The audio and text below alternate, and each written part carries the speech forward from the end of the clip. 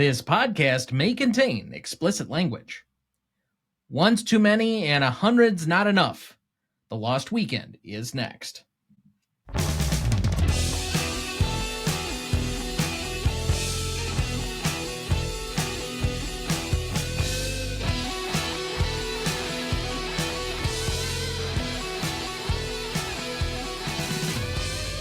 Welcome to the Greatest Movie of All Time podcast, the show that uses a unique rating style to redefine what the greatest movies are. I'm Tom Duncan. And I'm Dana Duncan. Tonight, for our 288th episode, we discuss the Best Picture winner of 1945, The Lost Weekend, celebrating its 80th anniversary, written and directed by Billy Wilder, with Charles Brackett, who is also the producer on this film. Cinematography by John F. Seitz. Music by Miklos Rocha. Editing by Don Harrison. Starring Ray Milland as Don Birnam, Jane Wyman as Helen St. James, Phillip Terry as Wick Birnam, Howard Da Silva as Nat, Doris Dowling as Gloria, Frank Phelan as Bim Nolan, Mary Young as Mrs. Deveridge, and Anita Bolster as Mrs. Foley. Background for the movie. The Lost Weekend was released on November 29th, 1945, again making this its 80th anniversary. On an estimated budget of $1.25 million, the film is said to have grossed roughly $11 million to possibly finish as the number 4 film of 1945. But again, until basically the early 70s, film box score tracking or box office tracking was not nearly at the level that it is today. Critics were also effusive in their praise of the film, Wilder and Milland at the time, and the film would be nominated for 7 Oscars, including cinematography for John F. Seitz, original score for Rosa, and film editing for Don Harrison, while winning for Best Picture, Director for Billy Wilder, Actor for Ray Milland, and Adapted Screenplay for Wilder and Charles Brackett. In 2011, The Lost Weekend was selected for preservation in the National Film Registry. It currently holds a 97% among critics on Rotten Tomatoes, and it is a 4 out of 5 on Letterboxd, but this is, oddly enough, another one of those that does not have a Metacritic score. But we cannot do this by ourselves, so we bring in our second most featured guest in the history of the show. That's right, he's back again after a long hiatus. Our 16-time guest, making his 17th appearance, a 5-time club member, the host and creator of the Best Picture cast, the Irish Iron Man from Long Island. Please welcome back, Kieran B.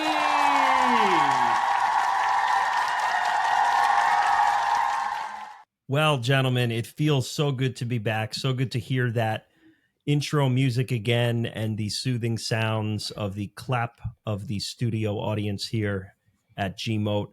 I am honored to be back here. You've quoted my number at 17. I guess there's other little extracurricular episodes in there. This is my 15th movie episode, which for us over at Best Picture Cast signifies a entire season. So it is a great number for me to celebrate here today. And I wanted to start off just by thanking you two for welcoming into your little podcasting family here. It truly does mean a lot to be included as a part of this as many times as you have, allowing me to select some of my favorite movies, some movies that I are deep tracks that I care a lot about, and some wacky movies too. It's been a total blast. I in my time prepping for this has been my biggest gap since I first came on back in 2023. So I took a little time to revisit each of my episodes here in a kind of a trip through time of Kieran B and Gmote. So it's been a fun time catching up. And you know, since I've last been here, I'm a dad now. So a lot has shifted here in life, but thank you very much. I am just very happy to be here, and thanks again, guys, to include me in on this. Well, we always enjoy having you, and we know how difficult it is sometimes to wrestle you to the ground for any of these Best Picture winners, but this is, I think, the 3rd or 4th time you've been on with us for a Best Picture winner and consecutive movies.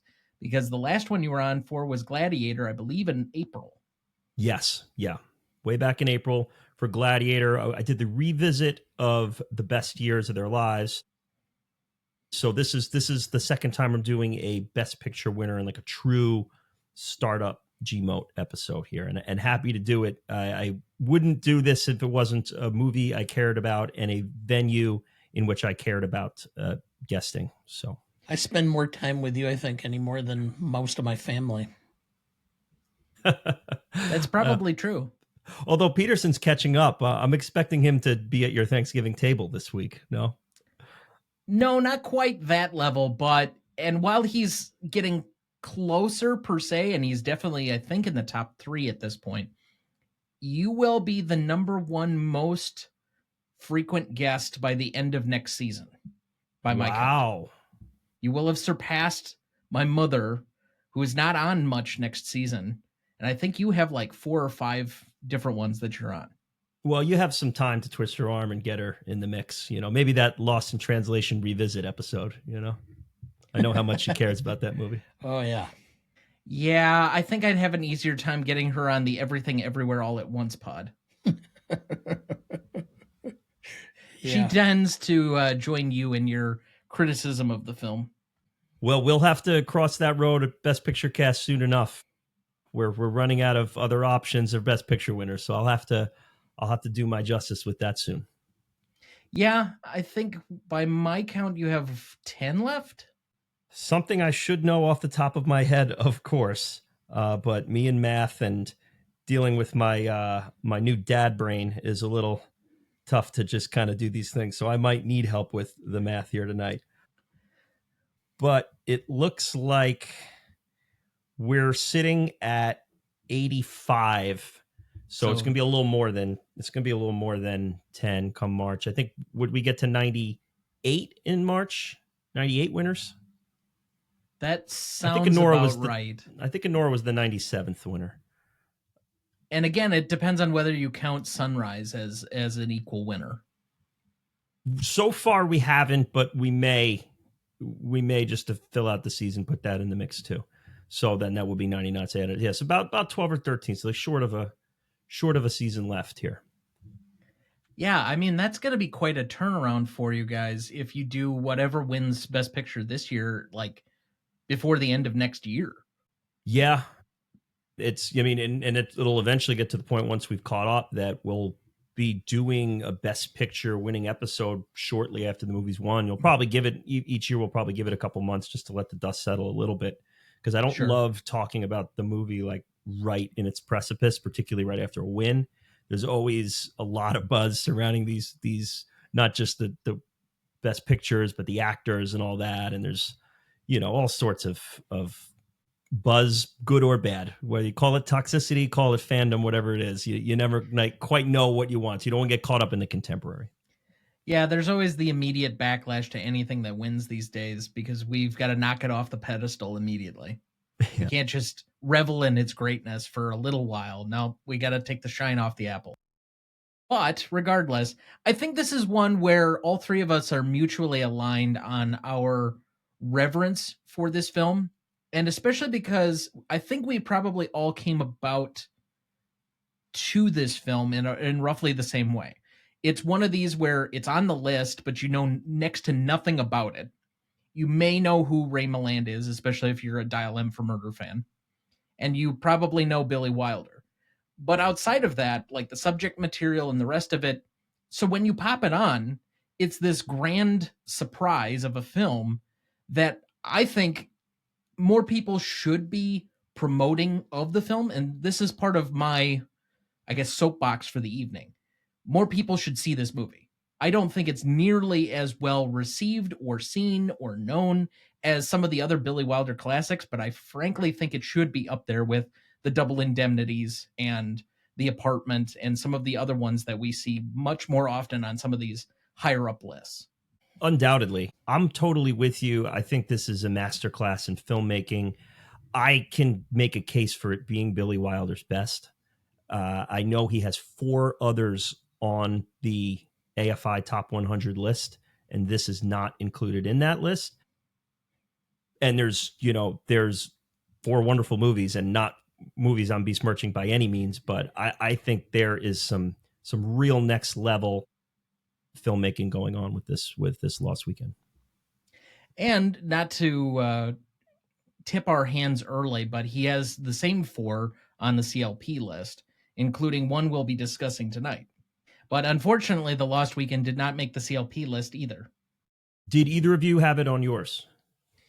That is a good question. I don't recall immediately offhand, so give me 1 second to pull up my list here. Yeah, I had it on mine. Joey had it on his. I don't believe Grant Z included it on his. So only got 2 of the BPC guys chiming in. I had Double Indemnity at 33, and I think that's the only Wilder I had on my entire list. Dad here had Indemnity at 16, and he had Sunset at 24, and 22, Some Like It Hot, yeah, and The Apartment at 41. So he had all 4 of the ones that have been. I think this was there was about 10 of them that I kept going up and down between 45 and 50. And I think it ended up missing the cut because I wanted to include a couple of comedies. Yeah, I definitely gave some love to a couple of movies that I think are maybe a little bit underseen by especially our American film community. Your Name was one that came up, and Harakiri came up for me. But definitely, I think I had to scrape off a few at the back end where you're cutting some like clear favorites or some obvious ones. And I know I've heard from people that they didn't nominate something or they kept it off of their list because they figured everybody else would do that. Well, Yeah, it happens when you have to narrow it down to 50. It's very difficult. And my little parameter I set for myself, which is completely arbitrary and ridiculous, and I'll be the first to tell you that, is that I eliminated movies we haven't covered yet at Best Picture Cast.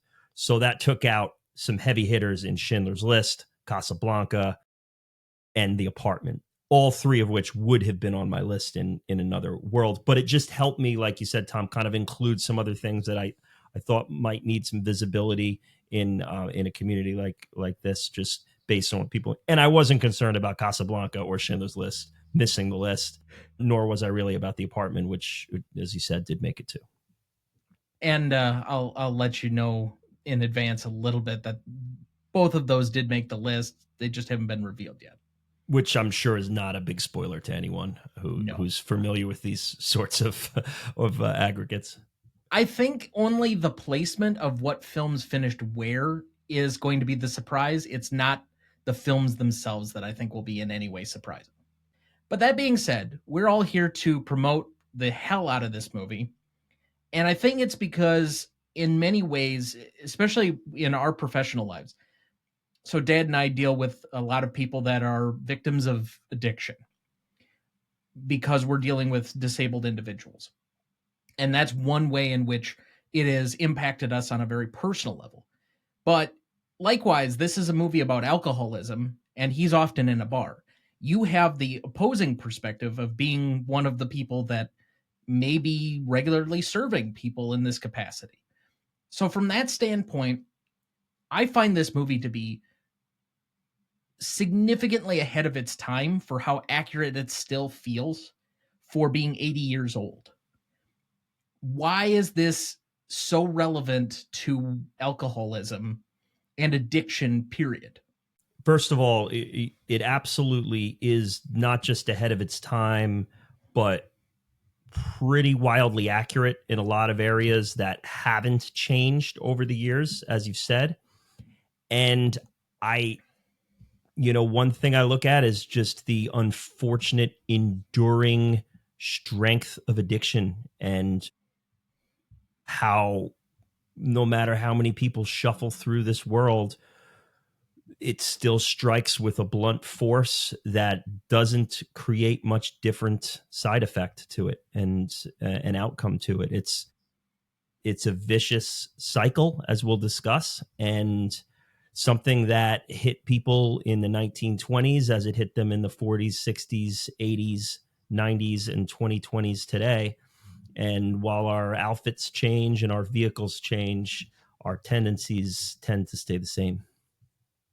I think we're actually much more of an addicted society now. And whether you want to say that's some of the influence of the technology or social media or how we've developed with our brains on phones at the ready drop of a hat.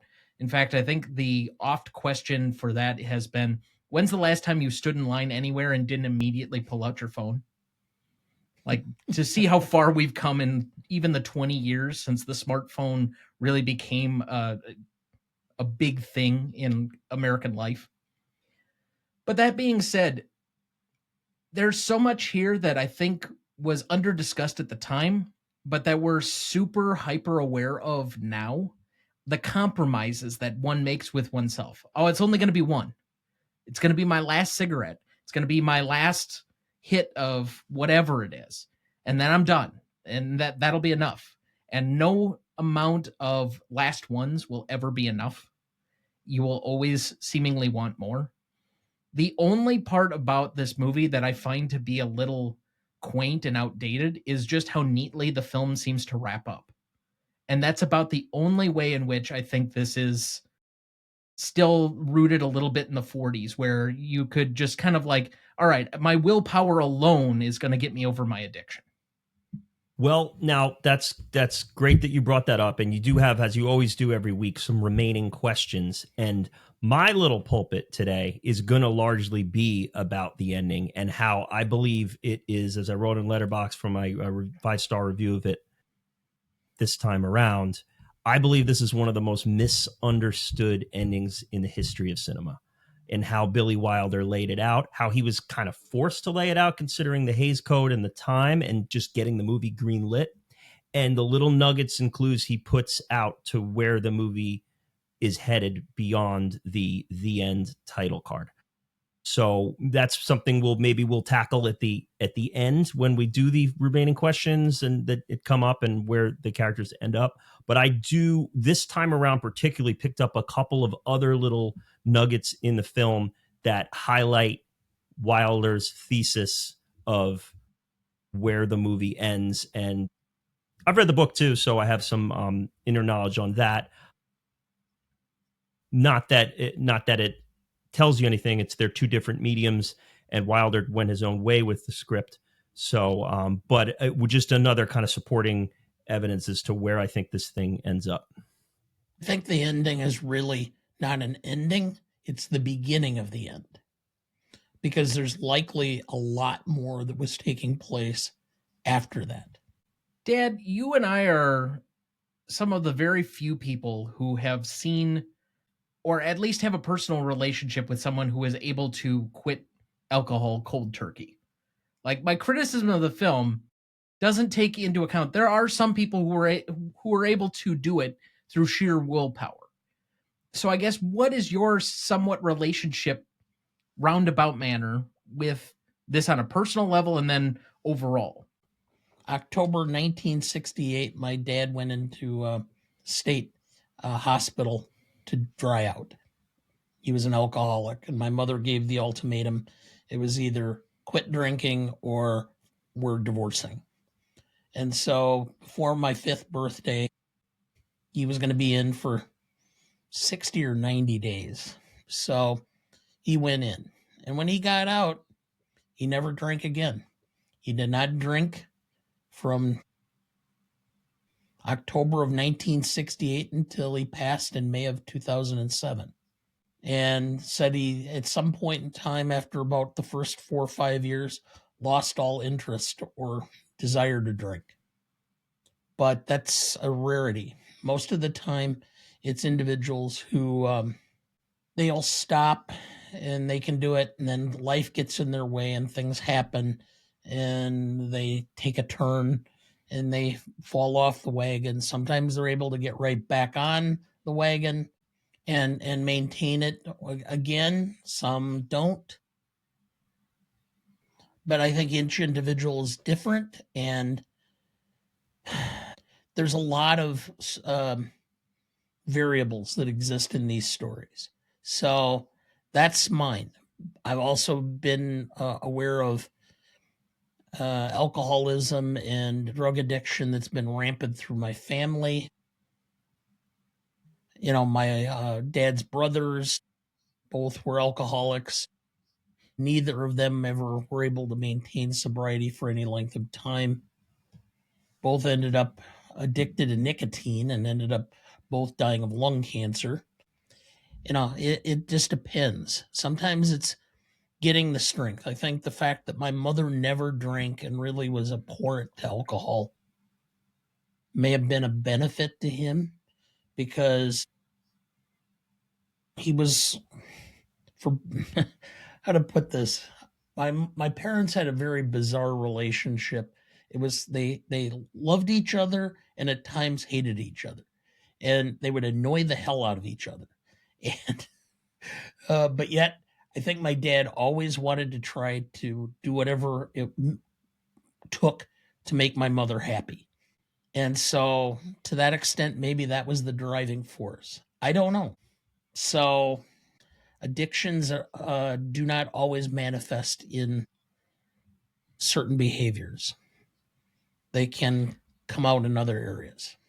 So, I think my relationship to this film, this was a pandemic watch, I'm pretty sure. So, I've only started my relationship with it within the last 5, 6-ish years.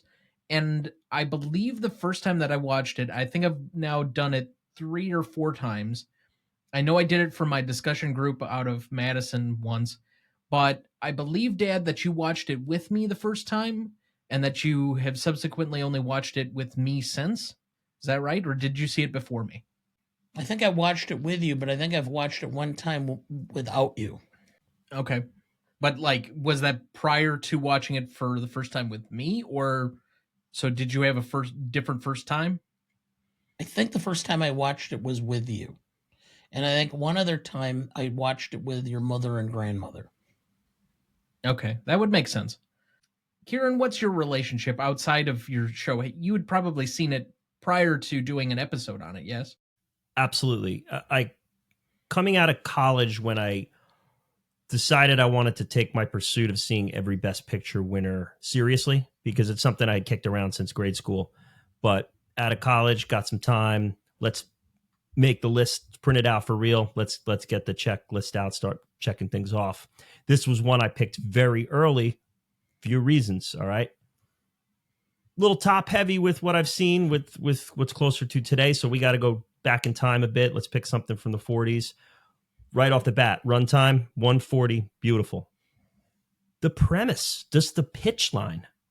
Man has debaucherous weekends, and all right, well, that sounds like that might be something interesting. That might be something entertaining. You know, it's not exactly Hamlet or A Man for All Seasons. I know you love Man for All Seasons, no shade on that, but the pitch line on that is not the same for a 22-year-old.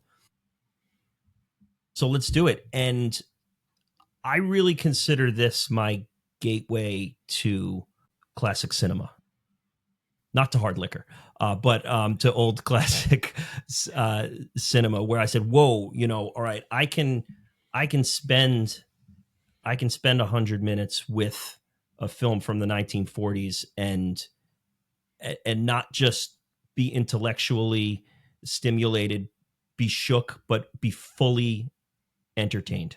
And that's what Billy Wilder does with this heavy, dour material. He entertains you with wonderful characters, with wonderful dialogue, and real things to say. So it was an early favorite. We covered this at Best Picture Guest pretty much exactly 5 years ago. It was November 2020 that we covered this at the beginning of our second season. So much though that the inflation on the $10 that he gets from the maid has changed by $40 to when we last covered it. So when I looked it up yesterday, that $10 would have been about $180 to today's money. And on the episode, which I listened to today, just to refresh what I said about the movie, back then we quoted it as $140. So in the 5 years, the inflation's gone up by $40 there. Yeah, I guess that's not entirely surprising if you've basically been living the last 4 years and had to purchase anything. Yeah. But it's still, I mean, both of us kind of marvel at this in different ways. The fact that we've almost been doing this for 6 full years, and you are almost on the exact same timeline. It just, yeah, I think we started within months of each other. You guys do every week, we do every other week. That would be the biggest difference. right. But even so, to spend essentially a sixth of your life doing this, I mean, that's crazy. It is, but not to go down the beaten path with it anymore, but it's a sixth of my life strengthening friendships with close friends, getting closer with them, becoming close friends with people who were closer to acquaintances back then, rejuvenating old friendships, and then meeting new people all over, not just the country, but the world. It's been honestly some of the best years of my life, not to quote another Best Picture winner. But yeah, it's something I would never trade. So I think the answer to this question may be simpler because it may be like one or two words, but what is the movie about? I just simply said addiction. I mean, that is if you had to do it in a word, it's addiction. But to me, if I'm going to sum it up, I would say it's the cycle and the circle of addiction. We see circles all over this film, and it's about the effect it has not just on the center of the circle, but all that surrounds the circle as well. The family, the friends, the people closest to the person enduring the addiction, and even the people as far away as the maid who was looking to go shopping with her $10 pay and has to wait till Monday now because someone found it in a cookie jar. It affects everyone around, and this movie really lays it out for you. I often wondered, because my dad was so enthralled by so many of the movies that were released during this time frame.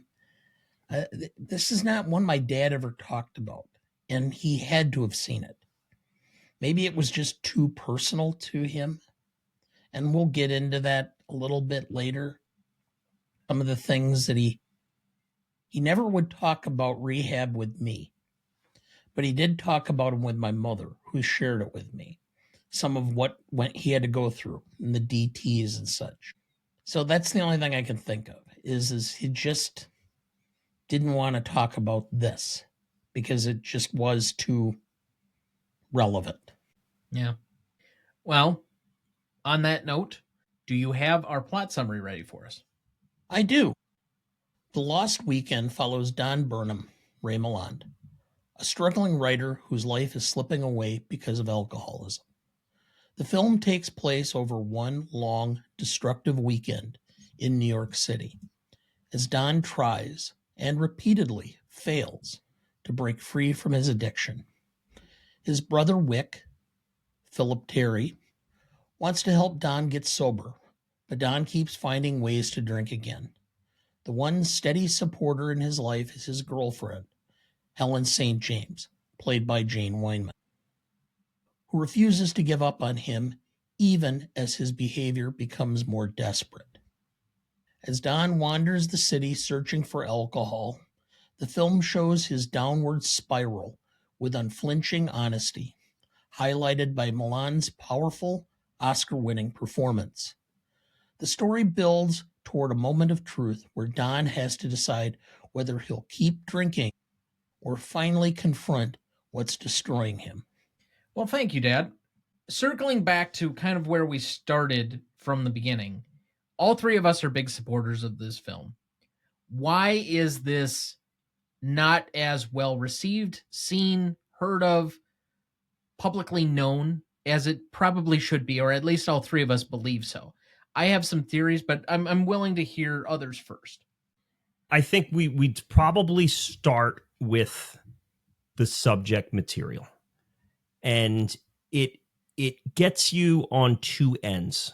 All right, you have the people who are too close to it that don't really want to be reliving this in movie form, and you have the people who don't have an active association or understanding for the drinking culture, so that just doesn't resonate with them. So you have both ends of those. Might be why it hasn't synced into the Gen Pop the way that his he being Billy Wilder's other famous films have. You have the chic noir in Double Indemnity. You have the quirky comedy in Some Like It Hot. You have the Hollywood, big Hollywood piece in Sunset Boulevard. And then The Apartment, his second Best Picture, Best Director win, which kind of has a little bit of everything for everyone. So it looking at it from the backdrop, you could see maybe how this one slipped through the cracks. It's a damn shame because it's a hell of a movie. I think too, we've had such a strong feeling that psychology has only been relevant over the last few decades, that it was outdated before. And so I think there's a natural tendency to think of this film as being outdated. That there's no way that it got the psychology of alcoholism correct in 1945. And I think that is a bias that weighs against a lot of people picking up the film.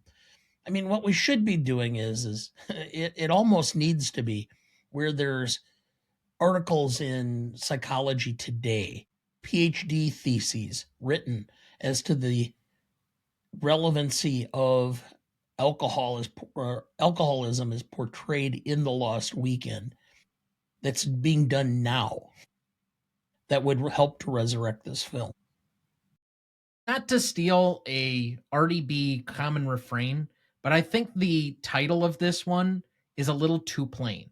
It works, like it's dead on the nose of what it's supposed to represent about the entirety of the movie, but by the same token, it seems so generic that it could be about anything.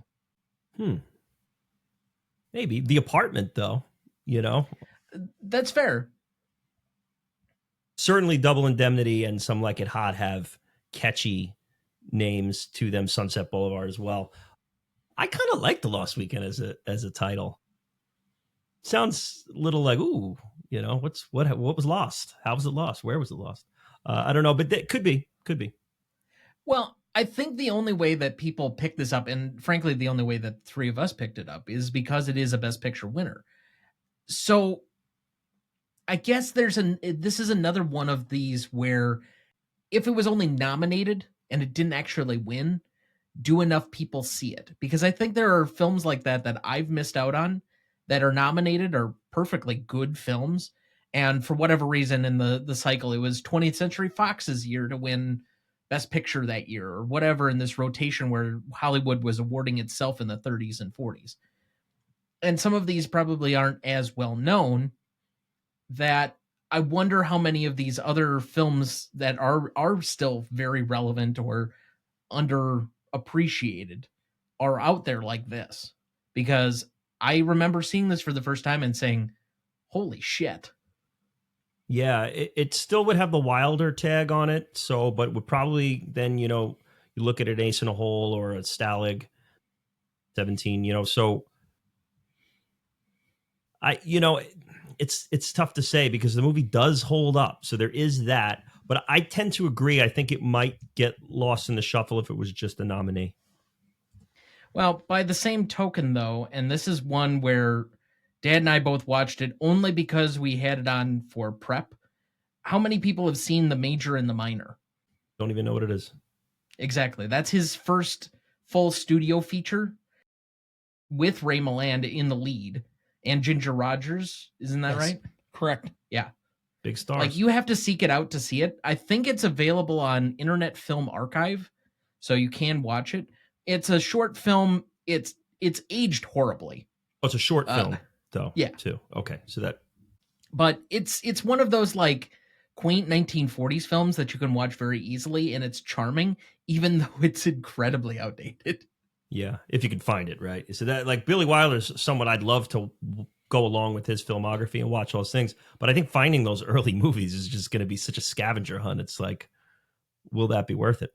But when you get to some of his older ones, by the time he hits the 50s, like, you could probably find almost everything that he made available.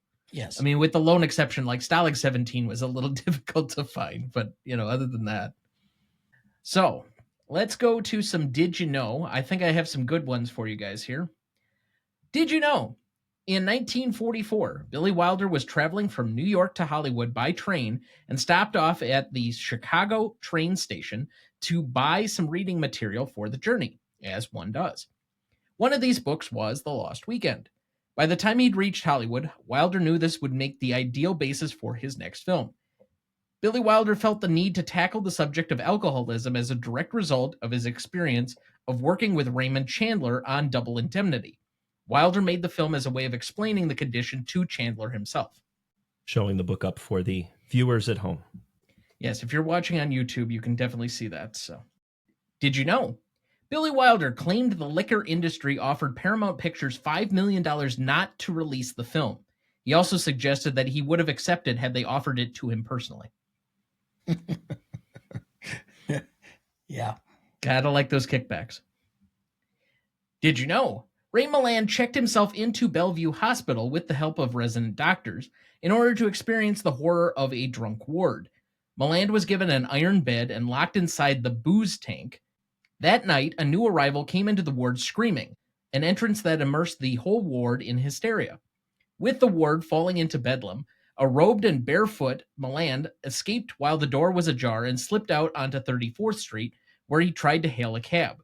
When a suspicious cop spotted him, Milland tried to explain, but the cop didn't believe him, especially after he noticed the Bellevue insignia on his robe. The actor was dragged to Bellevue, where it took him a full 30 minutes to explain his situation to the authorities before he was finally released. Unintentional method acting. Did you know? It was only in later years that Billy Wilder discovered that the title of Charles R. Jackson's novel is a typo. It was supposed to have been called, any guesses? Last weekend? Yep, The Last Weekend. Better title is The Lost Weekend, but maybe I actually do prefer it, yeah. Did you know?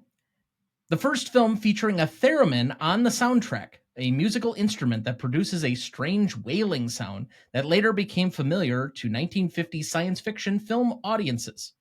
Or Star Trek. We mentioned it on last week's episode of One Flew Over the Cuckoo's Nest. Miklos Rosa used it in the composing of the score for the nightmare sequences. And finally, did you know? For this film, Billy Wilder became the first person to win Academy Awards for Best Director and Best Screenplay for the same film, and created a stable industry for basically all modern directors. So with that looks like a good spot for our first break. We will be right back.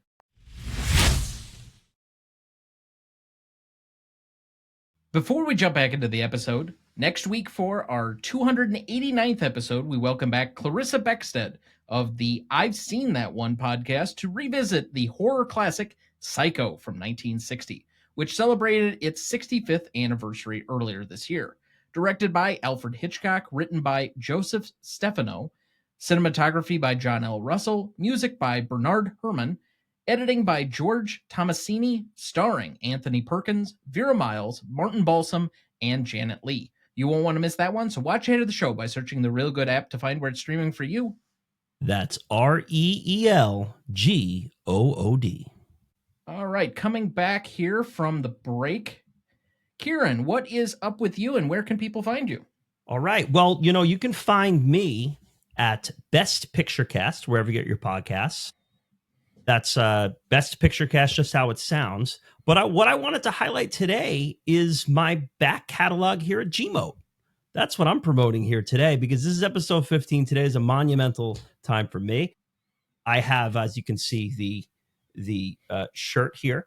And I think we'll do this as a bit of a press conference, because I have the polo, which has come in the mail, the Gmote polo. So if we'll do the honorary, here we go. Oh, he's going to try it on. So we got a vamp here for a second, Dad, while he does great radio here. But yeah, for our YouTube listeners. For anyone not on the YouTube, he is literally putting it on as we speak.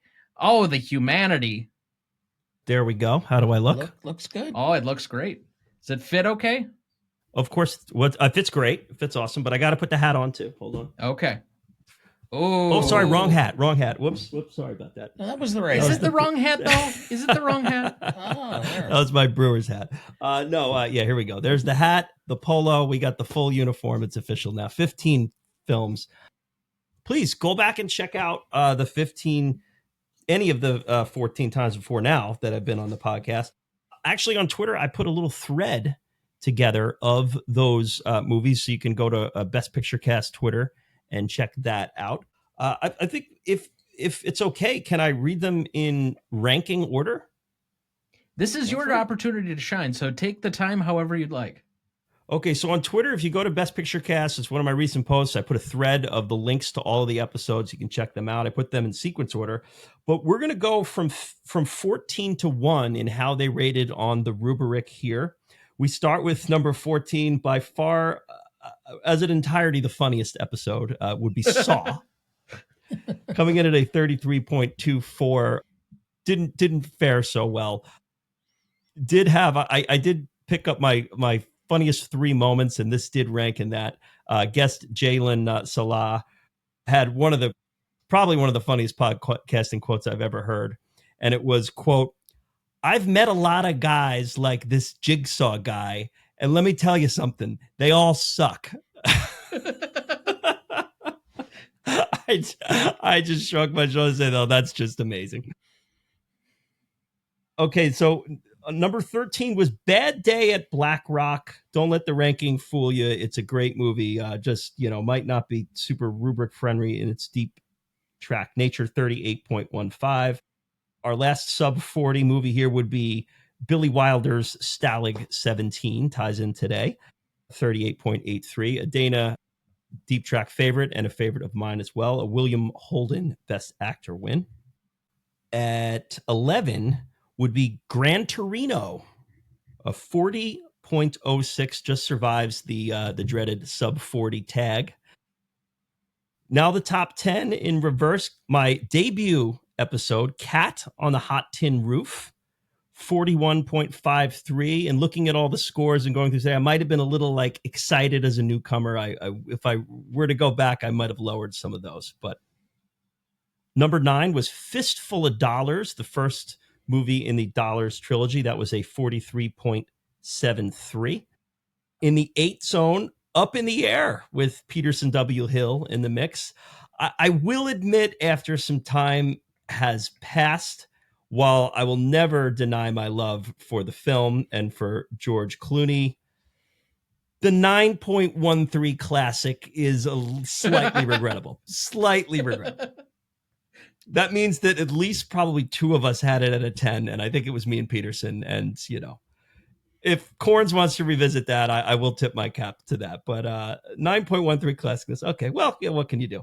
It should get a little fewer lower marks because of Shailene Woodley's relationship with A-Rod. But what? She loses classic points for that. But she wasn't in that movie. Yes, she was. Shailene Woodley was in Up in the Air? She was in the other Clooney film. The Descendants? The Descendants. Descendants, yeah, that's right. Sorry. My this bad. is back-to-back weeks with a casting mistake here. Yep. Descendants classic rating is 9.5, by the way. Love me some Clooney. Love me some Payne. I should inform you, though. You used his actual name, and on this program, I have promised him he only goes by Voldemort now. Oh, George Clooney? Or no. Sorry. Scooby. Yes. Scooby. Mr. Scooby-Doo villain, well, he who shall not be named. Edit around. Or Mr. So not appearing in this episode. I'll throw my hands in the air in his honor. Up in the air, right? In that same spot. There we go. Number 7, Lost in Translation, 46.45. A bit of a revelation episode for you, Tom. That was my second ever appearance. Love that film. 6 is The Grapes of Wrath, my second most recent appearance, 47.83. Getting to the top 5, Shane, 47.96. Yeah, love it. Most recent appearance, Gladiator at number 4, 48.99. Then the top 3, the revisit of the best years of our lives. The final 3 are all revisits, by the way, 54.6. Revisit of 12 Angry Men with Sarah Shea at a 55. And number 1 is The Shawshank Redemption, 55.81. I do have to shout out in our Gladiator episode, Rob Collins' impression of Oliver Reed doing the giraffes line. I laughed so hard listening to it this week. I dropped my laundry basket. Please go back and just listen for that in the quotes section.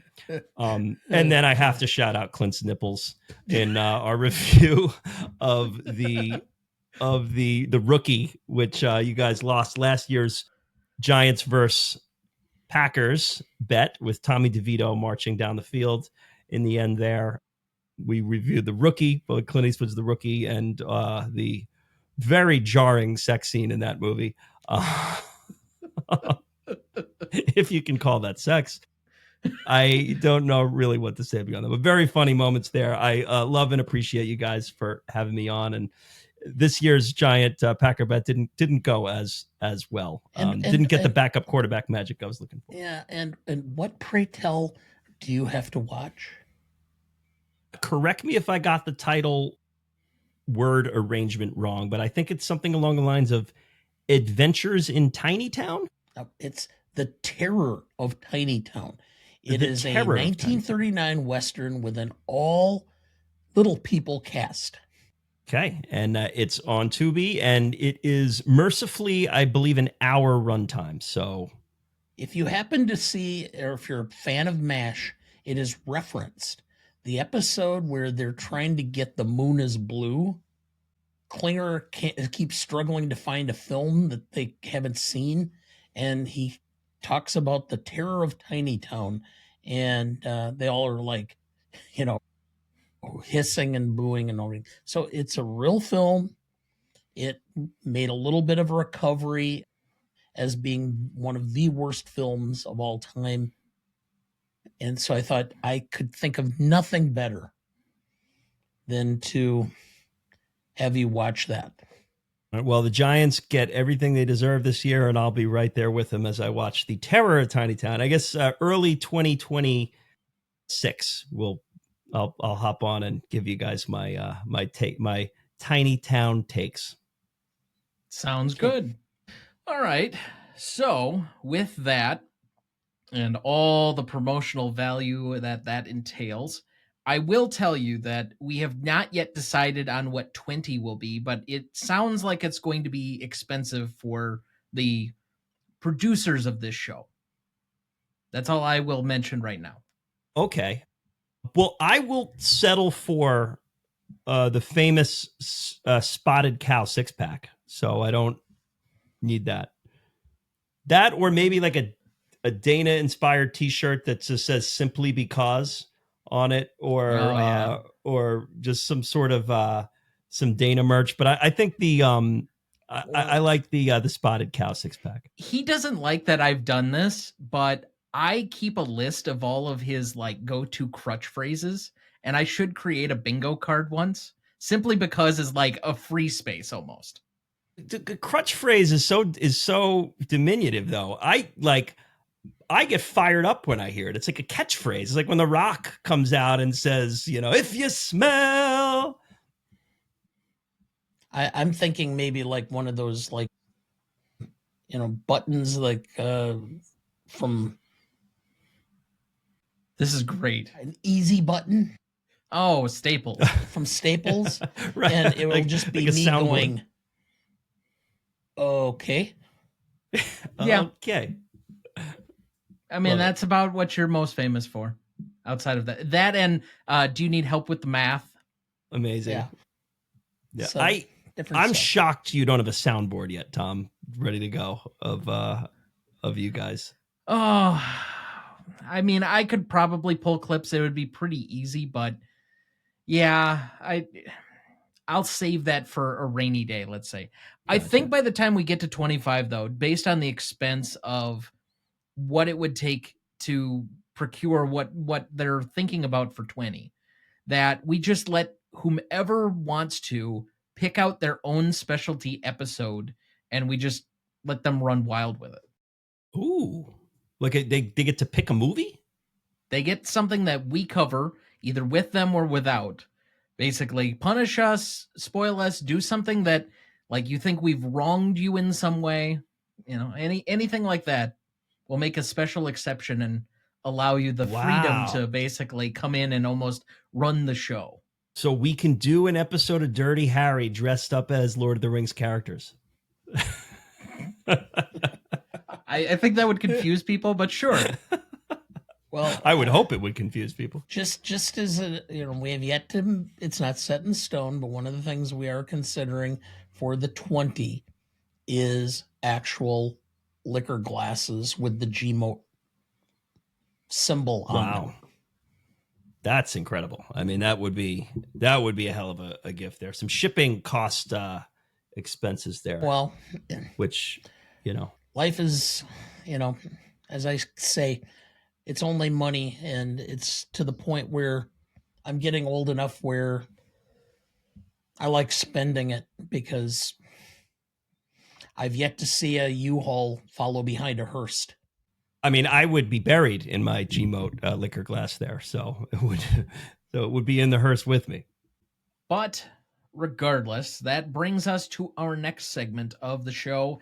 As everyone looks forward to, at least until the end of the season, every week, we get to our Cinema Legacy rankings. Last week, we left you off at numbers 25 through 21. Just a quick recap there. It's a Wonderful Life at 25. 24 was All About Eve. 23, Jurassic Park. 22, The Silence of the Lambs. And 21, There Will Be Blood, which was the highest finishing movie of the aughts. All right, so taking you without further ado to number 20. Given that we had All About Eve last week, it wasn't going to be a shock that this one followed very closely. We have Billy Wilder's Sunset Boulevard. Number 19, we have the first Gmote episode ever with Raiders of the Lost Ark from 1981. 18, we have another Alfred Hitchcock classic from 1958, Vertigo. 17 is our final international favorite on the list, and this is the highest ranking movie of the 2010s. I give you the Best Picture winner, Parasite, from 2019.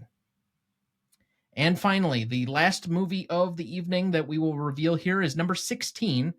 It is the highest ranking movie of 1999, and certainly a surprise to no one.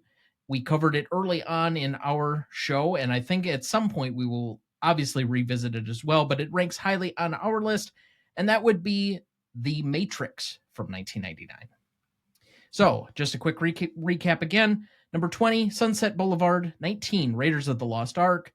18, Vertigo. 17, Parasite. And 16, The Matrix. Dad, initial reactions here.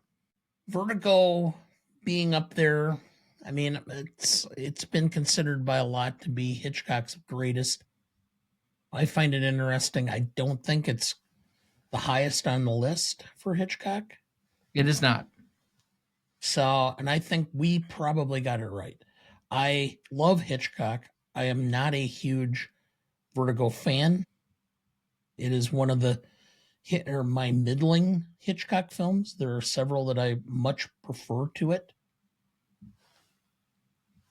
But, yeah, I mean, I think this is the next 5 is a very broad list of action and drama and mystery, and I think and science fiction more or less with The Matrix. So I think we're doing a pretty good job of blending a lot of genres. I'm equally surprised and not surprised to see Parasite this high on the list, given its reputation among the cinephile community and its regard even as soon as 6 years from now, like on Letterboxd and several of these other places, as being basically one that almost universally, save for myself, that gets this kind of treatment. I think the only other film in recent memory that I think almost universally to a person gets this kind of level of treatment, and it's certainly not nearly as high, but it also placed on the Cinema Legacy poll list, was Oppenheimer. That's the only thing in recent memory that I can think of that almost everybody said, yeah, okay, that's one where we know it's as great as it is in the moment that it was made. Then you'd have to probably go back a full decade before that to get to No Country for Old Men, or for that matter, any of the Lord of the Rings movies, to get to other ones that people really regarded highly right off the bat.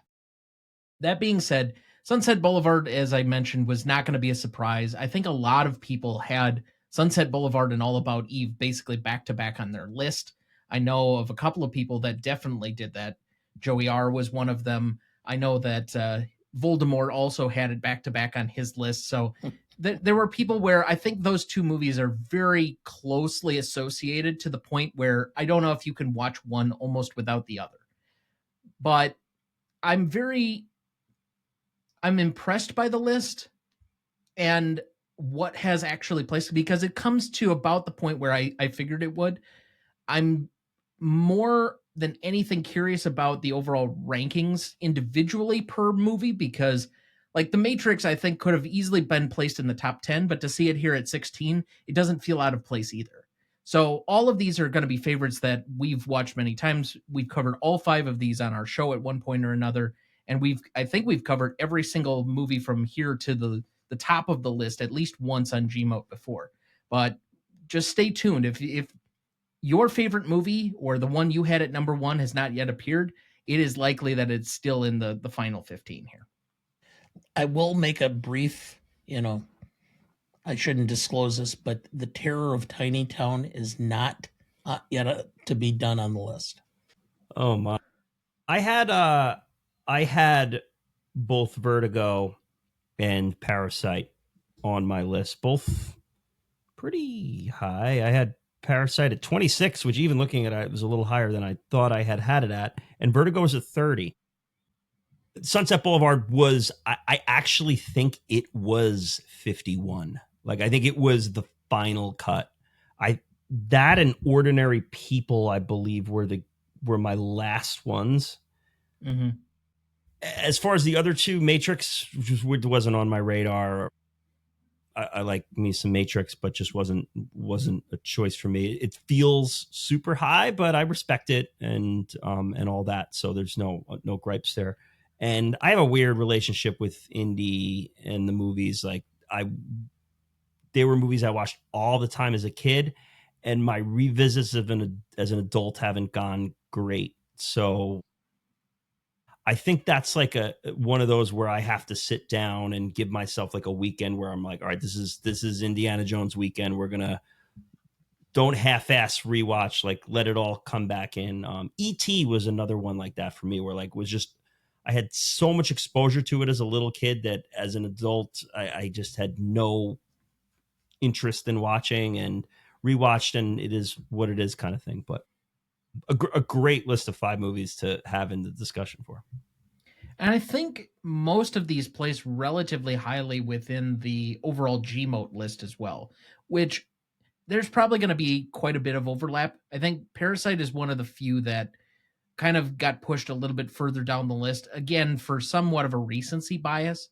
But I believe Raiders of the Lost Ark, we've covered it twice, including our first ever episode, which, God, if you really want to experience the full Gmote experience, go back and listen to us recording on lapel mics on a table across from each other. It's one of those like, God, where we started and where we are now. It's all part of the journey. It's all part of the journey. I've gone back and listened to those episodes. They hold up better than Tom's giving him credit for.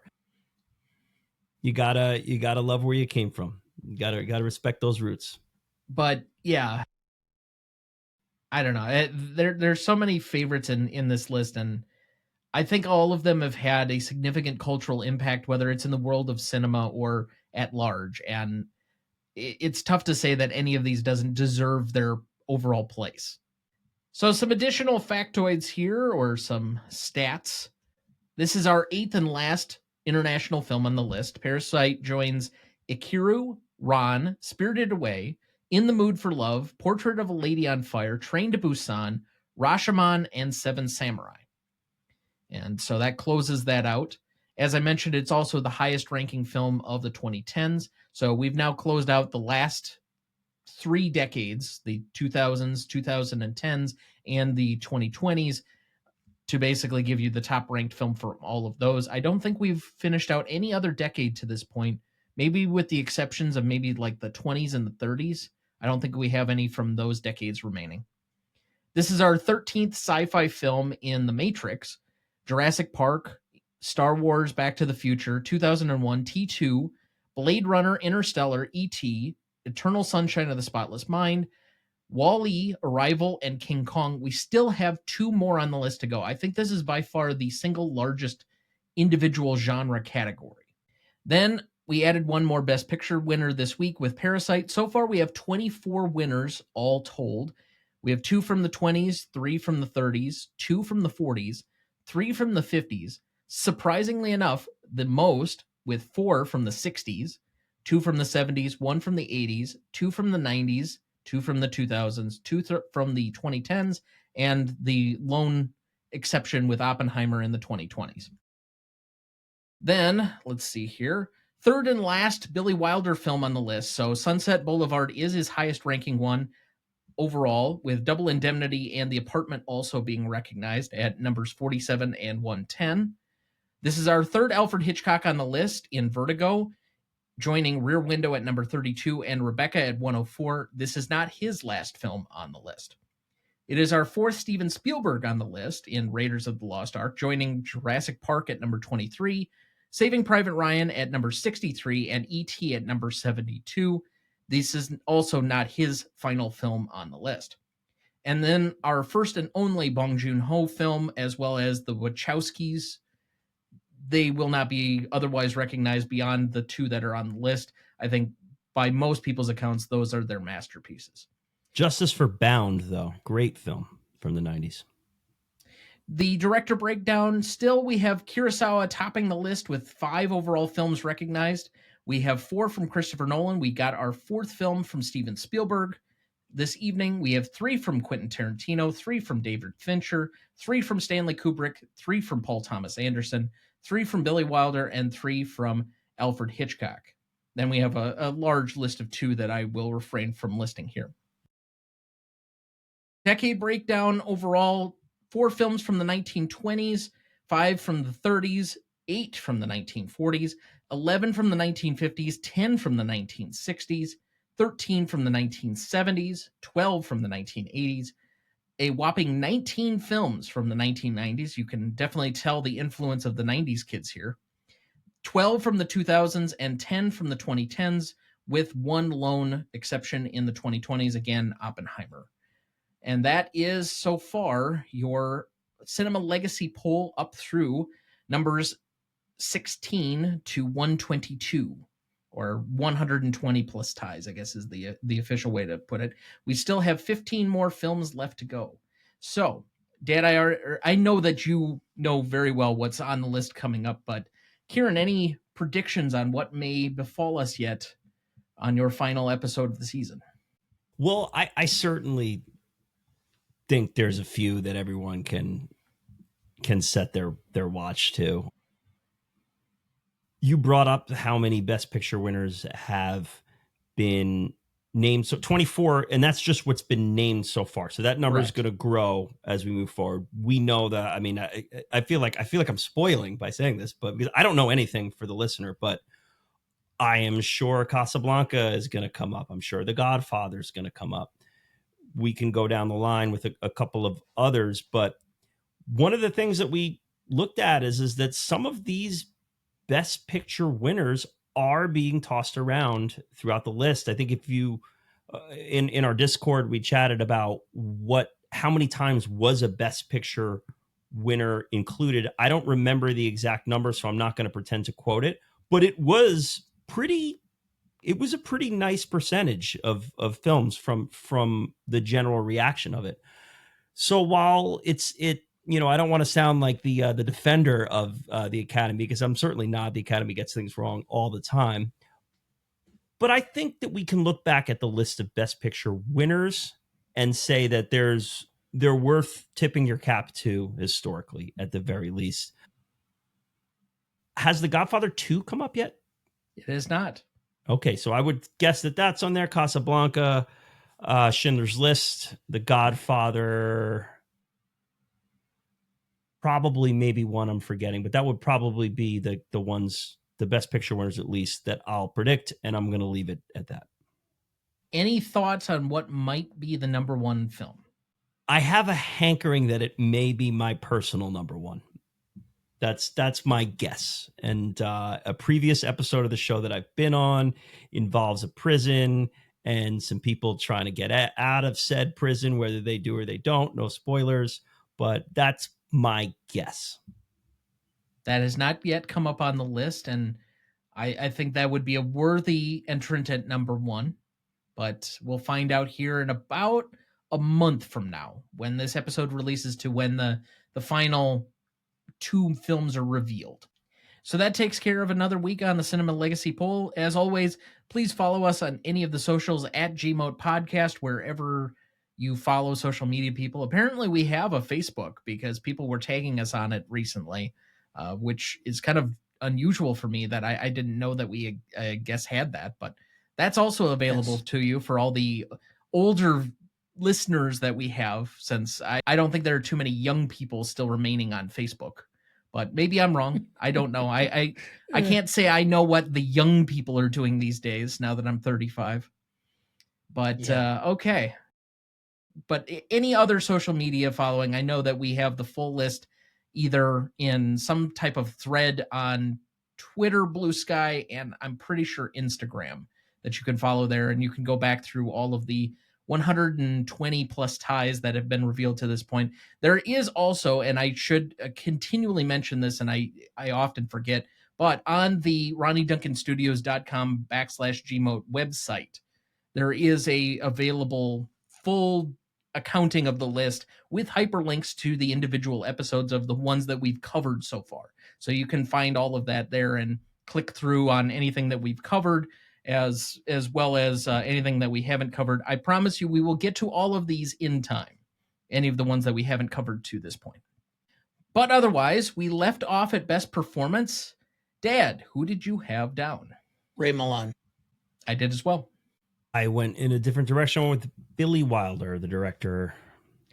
To me, this is 40s direction 101 clinic for everyone to see. It's you could take a semester's course on what this movie does in the directing department. I think that it's splitting hairs between the two, because Wilder has a larger part to play with the writing, the direction, the cinematography, the music, but also without Milland delivering, I hate to do this, top 20 best actor performance, best actor winning performance. Let's limit it to that.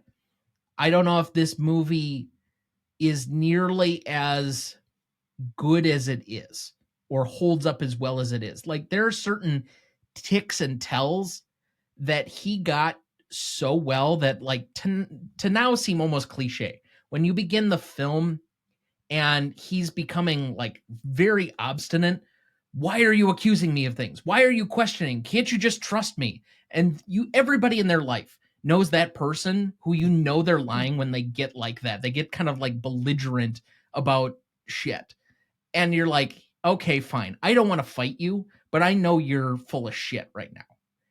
But there's also just those little ticks of him as he's going through the withdrawals in the early morning, to as he kind of lays on the bar, to the pleading and the bargaining that he does throughout the movie, that I fault no one for going with Wilder. I think it's 1A, 1B, and that's why I have Wilder as my secondary, but it's such a difficult splitting of hairs in this one between the two.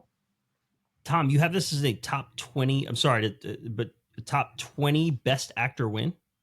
I mean, if I should sit down and do a ranking now that I'm on the spot with it, but yeah, probably. Wow. It's good to know that I'm around like-minded people. Because I have said that same thing and gotten looks. I'm with you, brother. I mean, I'm a little bit overly biased to some early acting performances, such as another one that it's on the CLP list, but it has some level of controversy. I think Bogart's best performance is The Treasure of the Sierra Madre, what he won his Best Actor award for. But other people, I don't know. Or did he win it for African Queen? Bogart won for African Queen. See, that's one where I think they might have. But the thing is when they don't reward the right film, like Pacino not winning for Godfather Part 2, like that would have been a top 5 performance, but it's not a winner. It's not. So no, the question is winners. I know, and that's the top 20 of the winners. Yeah, when you don't reward the right people, like as iconic Nature as of the game. Brando is in The Godfather, that's not a top 20 performance for me. I don't disagree. So maybe I'll sit down and actually like pour through and rank each of the individual winners, but I don't know if I've seen each of their movies that they won for. So that might be an interesting exercise. Ray Milland in The Lost Weekend is one of the great Best Actor wins for me. It is. Yeah. I just that goes to show how highly I think of what Billy Wilder did with this film. Dad, who did you have as your secondary? I had Wilder. Yeah, so I think we basically all flipped. Did you not go Milland with your second? I gamed the system and put Milland in my charismatic. Okay. Just you gotta play the game sometimes, and that's where I went with him. Just because his charisma in this movie is to make that sympathetic of a dark character that. To split between wanting to hang out with him and wanting to be nowhere near the bar that he's hanging out in is a brilliant performance. So I put him in charismatic. My secondary performer was Miklos Rosa, who did the score. The incorporating the theremin, the first person to ever do that in the industry, is an enormous thing. And this film is scored like a horror film. And you know what? When people bring up horror films that were up for or won Best Picture, there's a case to be made that The Lost Weekend could be in consideration, because this isn't not a horror film. I'm sorry to upset all the genre people out there, but there are some horror film natures to what's going on here. If you want to call Black Swan a horror film, which many people do, there are ties to it. And Miklos Rosa from the start here just crushes it with this score. And I totally understand why someone might not vibe with it, because it's a lot. It's not one of those sit back and fly under the radar scores. It's an in-your-face situation. He lost the Oscar, and it's absolutely egregious that he lost to this man. It's a disgrace. Miklos Rosa lost the Oscar to Miklos Rosa. He was double nominated for Spellbound and won for Alfred Hitchcock's Spellbound. Another great film. Miklos Rosa, who also scored Ben-Hur, and you could hear ties of the Ben-Hur score in this, which is so cool to me too. But great composer. Certainly Wilder as my secondary needs mentioning, but I will kind of do a let's say 2B additive here. The cinematography in this, whether it's peering over the glass with the rings in it, or the opening camera shot going from the exterior to panning into the interior of the building without seemingly losing anything. And maybe that is credit to the editing, but there's some absolutely fantastic camera work in this for being a 40s film, which is mostly confined to interior shots. There's just some really good work that's done here. And I think, again, it has a lot to do with Wilder. So it's by no shock or upset that he gets my best secondary performance. But I just want to throw out and highlight sites here, because I think some of the camera work in here is incredibly impressive for what this movie's trying to do. Totally agree. I'll have more to say on that as we kick the can down the road. Now, as for your horror film aside here, I don't know if I completely agree even with some of my very loose definitions of horror. Like, I get your argument, but... Well, it's a stretch. I admit that. Yeah, but there is one scene that I will get to here when we get to scenes that makes me outright cringe every time, and I just hate watching it because it makes me so, like, skin crawly. and we'll mention it here in a minute. But most charismatic, Crawley. Sure. Okay. I like it. Okay. So you said you had Ray Milland as your most charismatic. Dad, who is your most charismatic?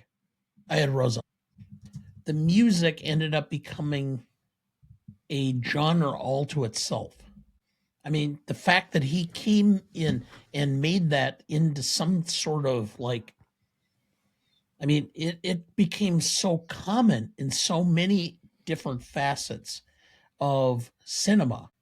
It kind of the what's the term I'm looking for, where the music does not, it's not a melody. It becomes, I can't remember the term I'm looking for at the moment, but the music itself it's no longer music. It's like a sour note, and I can't. There's a term for it.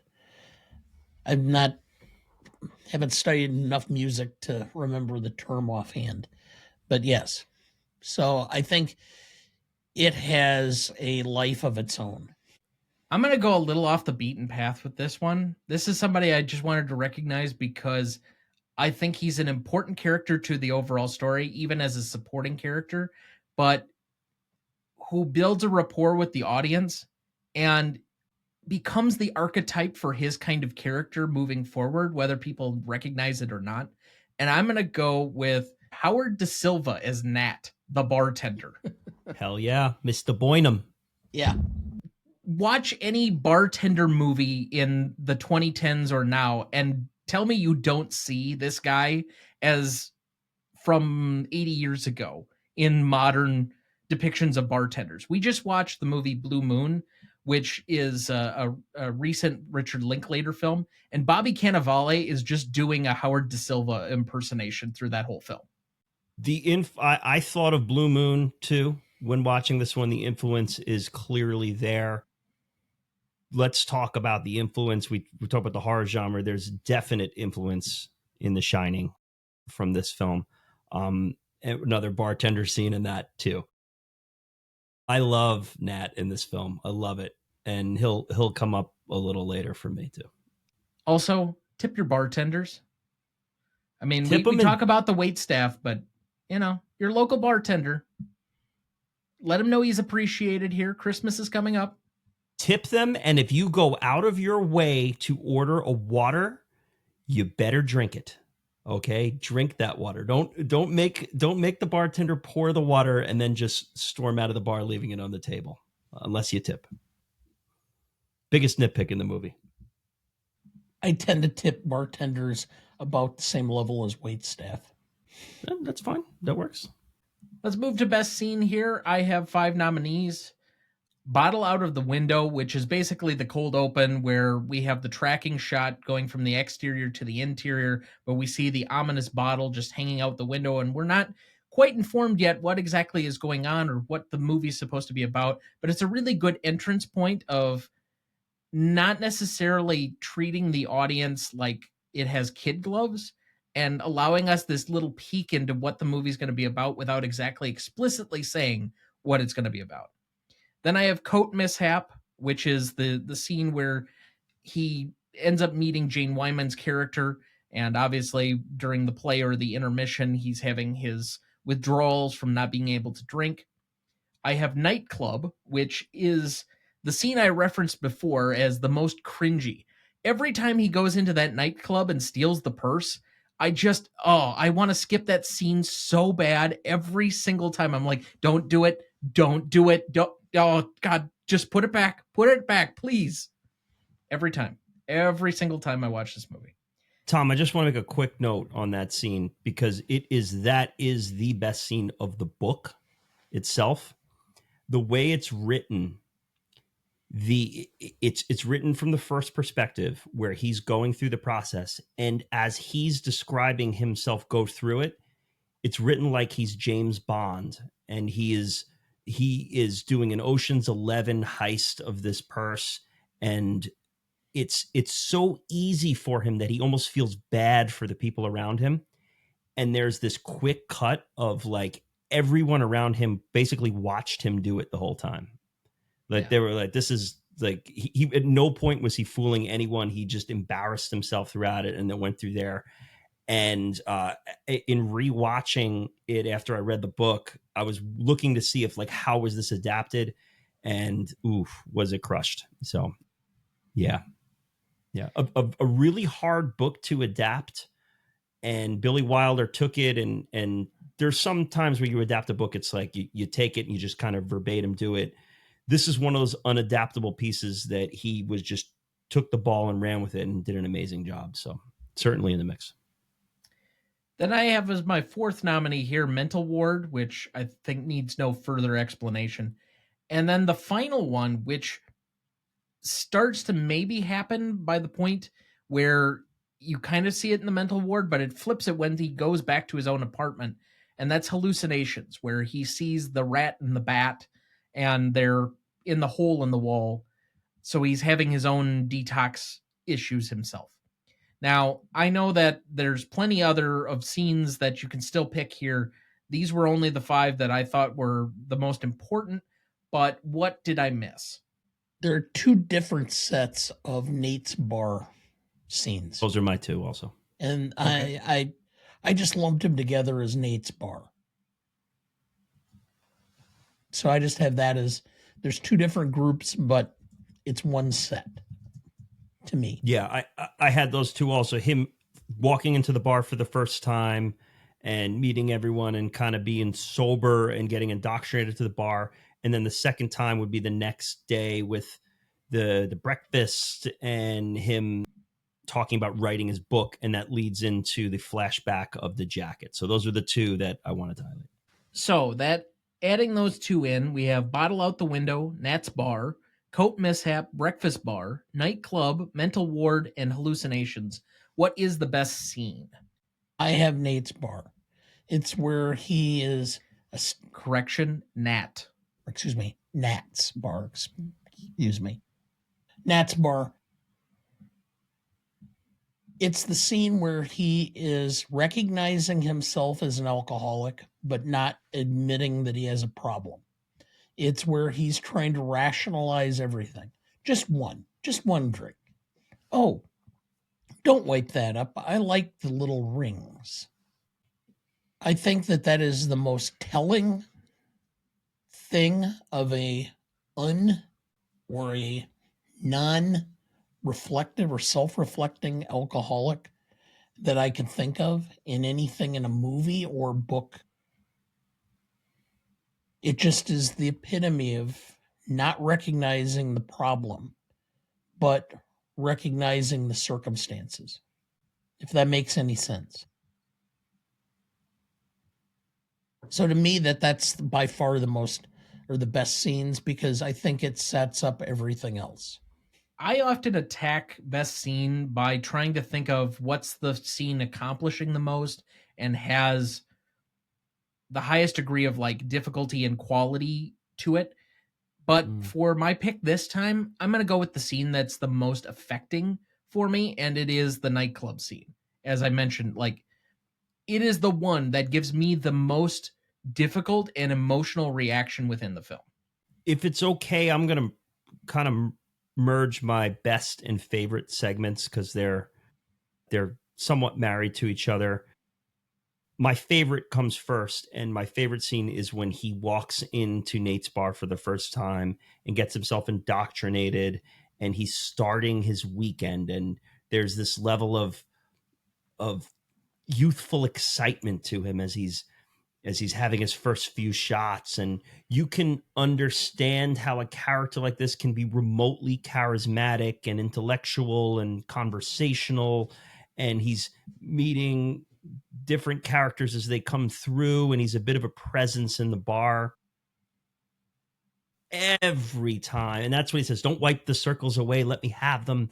That every time I see this film, the first act of this movie is dynamite. I mean, it is just dynamite. And every time I see that film, I'm like, God, this is why I love this movie so much.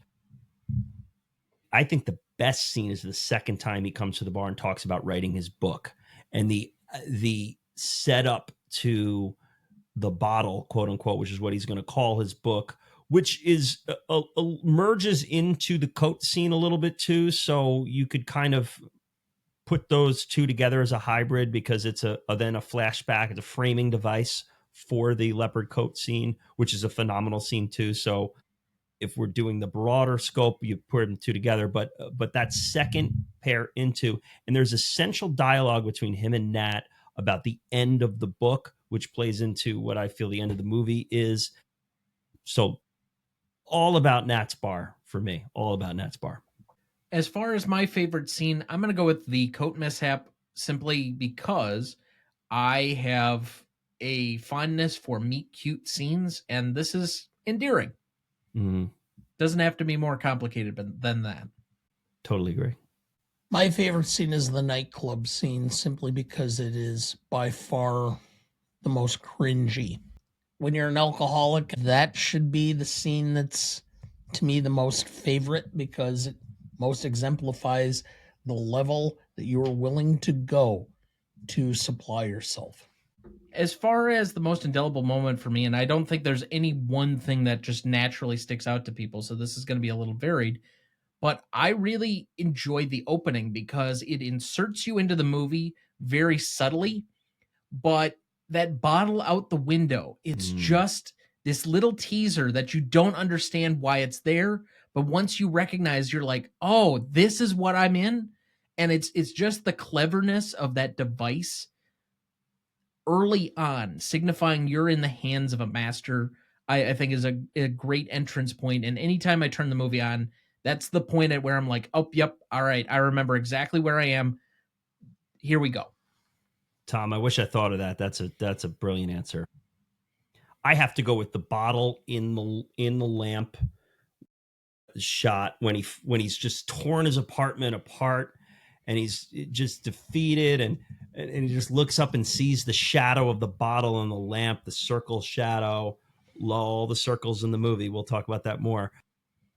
That's just, when I think about Lost Weekend, I just think about the bottle sitting up in that lamp that he couldn't find from the night before. Well, and I think there's a scene before that's foreshadowing, and it actually flashes on the lamp, but doesn't show the bottle the first time, that he's like ripping the apartment apart. And it's in his desperation, and it flashes, like it does this long take where it's his face looking paranoid, but then with the lamp overhead. So that by the time when he comes back and he's just completely out of it, he thinks he's got nowhere to go, and he realizes, oh, there's where the bottle is. It's the cleverness of those little subtle things throughout the movie. Again, that just, to your point, Wilder is a master. The cinematic decision making in this movie is like stupid great. It really is. He put together this thing in such an unbelievable way. For me, the most indelible moment is the hallucinations. And I indicated or foreshadowed it a little. For my dad, I guess he saw snakes. And snakes crawling all over the walls, all over the bed, all over him. So when you hear something like that and then you see it in the film, it just cemented it to me. So, and I'm not going to say anything more than that. Well, that looks like a good spot for our second break. We'll be right back.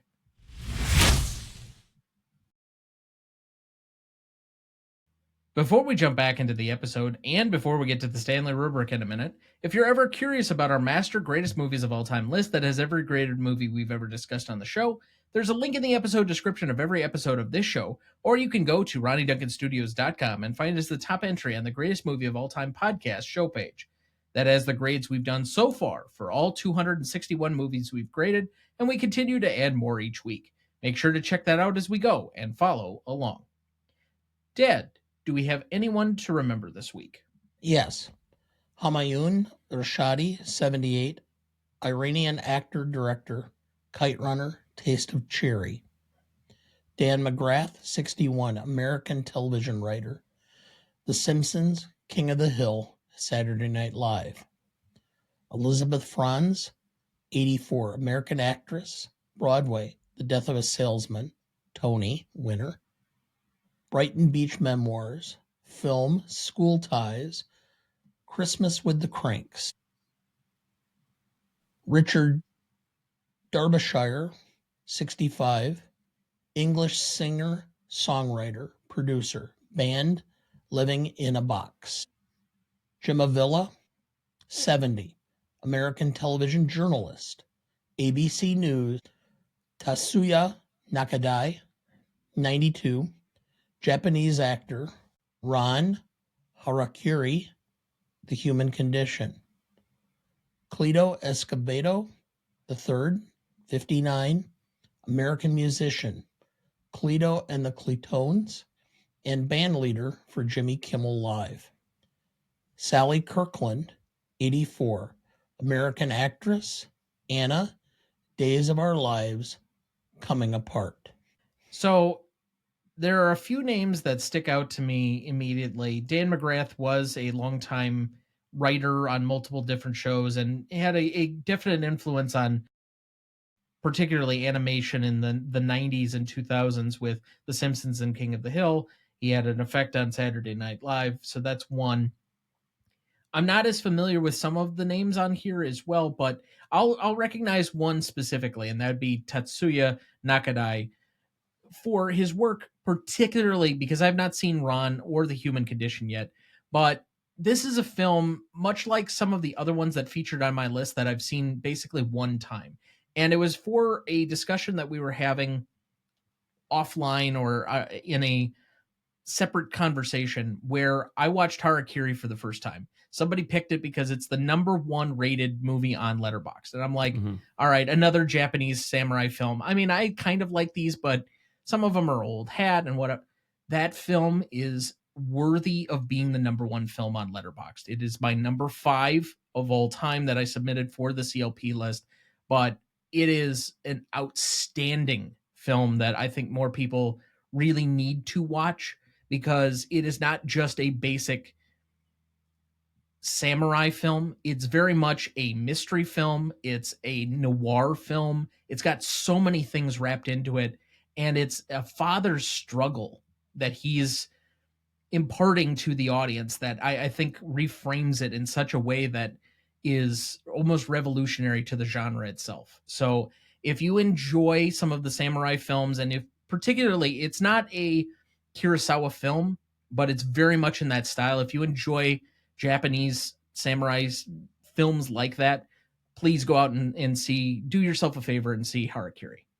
Added to my watch list in real time. There. Thank you. What a pitch. I just want to throw a word on Dan McGrath if I can. I'm not going to be the guy that's going to roll up and say the greatest Simpsons episode ever, or any of that. But I would imagine that in that sort of conversation, Bart of Darkness might come up. And Dan McGrath wrote that episode. That is the homage to Rear Window, where Bart breaks his leg. The Simpsons get a pool. Bart breaks his leg and he witnesses the Flanders and the potential murder mystery over there. It is the most indelible Simpsons episode for me, outside of the Treehouse of Horror, which Dan McGrath was a big contributor in as well. So for your Simpsons fans out there, Dan McGrath is a sacred name in the writing of that. So much love there. And so we fondly remember these here for their contributions to the arts, with a moment of silence in their honor.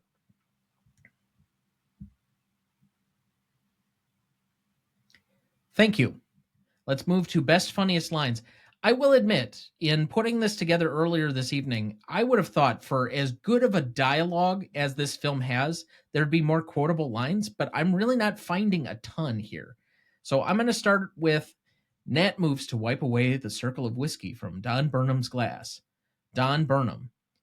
Don't wipe it away, Nat. Let me have my little vicious circle. You know, the circle is the perfect geometric figure. No end, no beginning. Don Birnam. Don's a little tight. Most people drink a little. A lot of them get tight once in a while. Sure, the lucky ones can take it or leave it. But then there are ones who can't take it and can't leave it.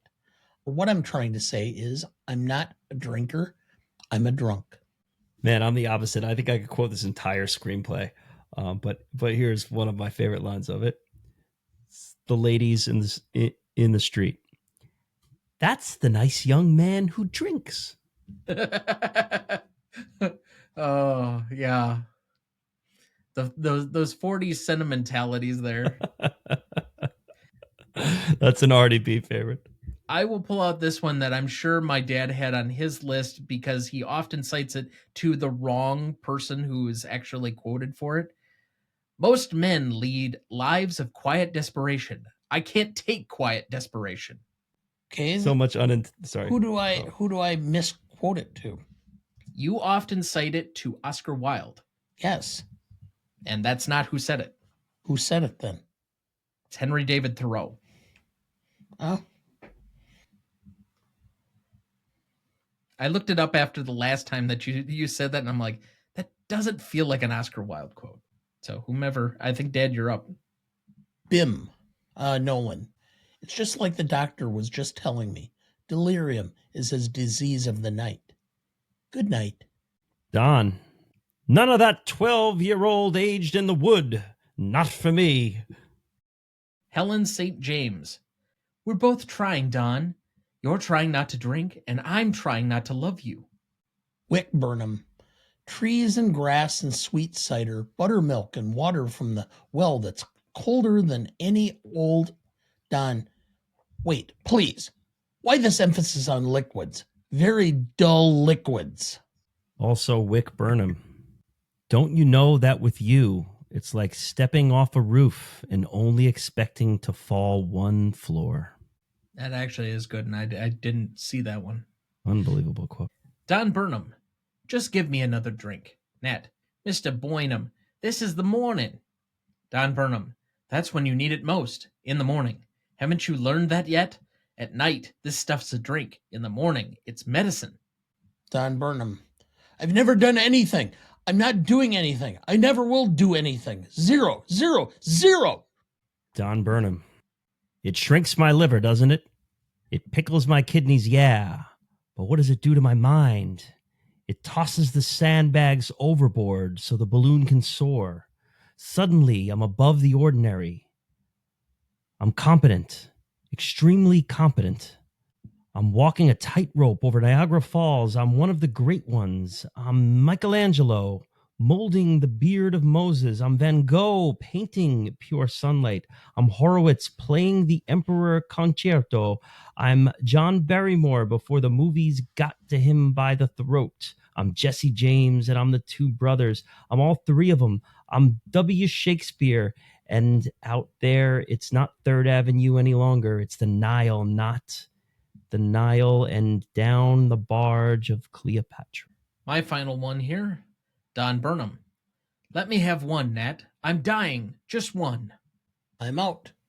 I will end with the final quote of the film. Out there in that great big concrete jungle, I wonder how many others out there are like me. Poor bedeviled guys on fire with thirst. Such comical figures to the rest of the world as they stagger blindly towards another binge, another bender, another spree. All right, that takes us to the Stanley Rubric. Legacy is up first. This is a measure of 2 equal yet separate groups, the audience and the industry, 5 and 5 points apiece, as they would see the legacy of the film approximately 5 years after it came out. So 1950 to today, 75 years worth of potential legacy. How do they view this film in the aggregate? 5 and 5 points apiece for a total of 10. Dad, would you like to go first or second? Second. Okay. I'm going to try and make this fairly simple. I don't think there's a whole lot to discuss here. On an industry level, I think there's a little bit of reverence, but it's somewhat been forgotten. I think it's lumped into basically 2 lists. Billy Wilder directed movies and Best Picture winners, which we kind of mentioned earlier. So from that standpoint, I will give it a slight bit of edge to the fact that it has been commemorated by the Library of Congress, although there are a lot of movies that have been commemorated or reserved or preserved by the Library of Congress anymore. And it's not one of the early entrants. It's a little bit later on in the cycle. So I'm going to give that a 3.5. And unfortunately, even among cinephiles, I think this is probably one of the few or the little watched Best Picture winners even from this era, that people just have not caught up on. I am willing to say that I might be wrong on this and that I may adjust, but for right now, I'm going to give it a 1 because nobody, not a soul in the general public knows about this movie, and it's only a very select few of cinephiles who seem to have a reverence for this film. So I have a 4.5 right now. I'm not far off from your industry. I'm at a 3. For the public, I'm going to give it a little bit more, but not much. I'm at a 1.5. Our office poll, for example. The world famous office poll brought to you by Dana Duncan. I love this segment, by the way. There was like a moment in time where you were trying to get rid of this. And no, as a loyal listener, like, I got to know what the office thinks. I got to know. Well, it's there was only 2 people out of the 20. Okay, who was the second? Because my mother raised her hand, and the only reason she heard of it is Mary. Oh, okay. So there was a second one because I thought it was only Mom, and Mom only heard of it because we forced her to sit down and watch it with us on Saturday, and she found it boring, was her words. My favorite segment of the week is the office poll. Just getting that out there. So I'm at a 1.5, so at a 3, so 4.5. So you basically came to the exact same score, just slightly different on the categories. Yeah. I got in my head a little bit this week looking at my old scores from the old episodes, some cringy moments here or there on the grid, but I looked at Bad Day at Black Rock and Stalag 17, which both had the same score at a 4.33 we ended up at. And I just said, I can't have Lost Weekend be lower than that. I am going to echo both of your scores. I was a little shaky on the industry score, Tom. You worded it well and scoped it well with the 3.5. So you got me up to that 4.5 I needed to be. It's absolutely a 1 from the audience. I agree with that. 3.5 from the industry. I think I weight the award stuff a little better, but I guess we'll get into that with impact. So yeah, 4.5. Yeah, I think in the moment, the award stuff tends to aggregate better into the impact and significance because even though, and I think I've recently said that some credit is due to people picking up the film because it won Best Picture, this is probably one of the lone circumstances where if you're going to watch this for the first time, it's probably because of that specific reason. And you might contribute a little bit to legacy, but I don't know how many people are just going out of their way unless they're completionists like you and I are. But that being said, that's a 4.5 average between the three of us. I have a feeling that will be the lowest category of the evening. Like mine's tonight. So with that, and part of the reason is to try and raise the legacy score by promoting this film. Impact and significance is similar to Legacy, except it's dealing in the initial 5 years, so 1945 to 1950. What is the impact and significance as felt between the same two groups, the industry and the audience? 5 and 5 points apiece for a total of 10. And with such, I will let you go, Mr. Black, so that you have the opportunity to make whatever argument on awards you'd like. A little factoid that was not brought up today is that this is one of the original Palme d'Or winners. So this is a rare Best Picture Palme d'Or winner. There are only 3. I'm sorry, after this past year, I believe there are 4. It is The Lost Weekend.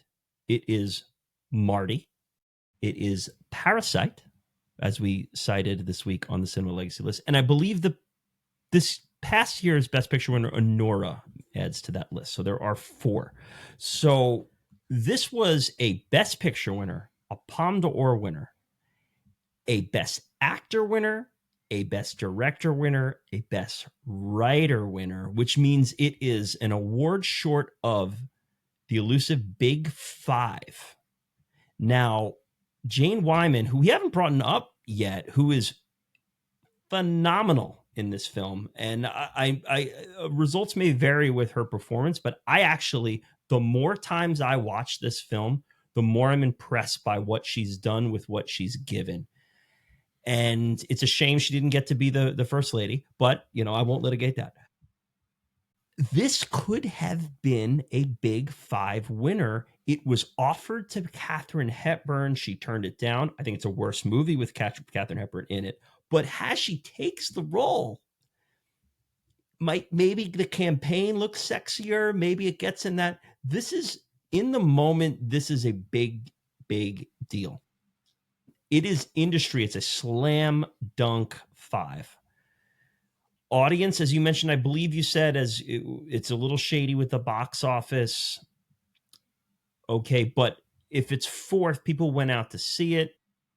I can't give it a full score because it didn't endure, which is, I guess, a little unfair as we're keeping it in the 5-year gap.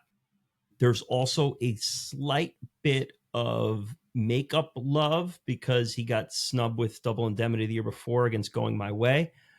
So factor that in a bit. I'm going to go 9.5.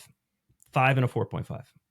I am not so different from you in that I have this at a 5 for the industry. The awards attention and basically cementing that Billy Wilder could do just about whatever he wanted at this point is telling enough.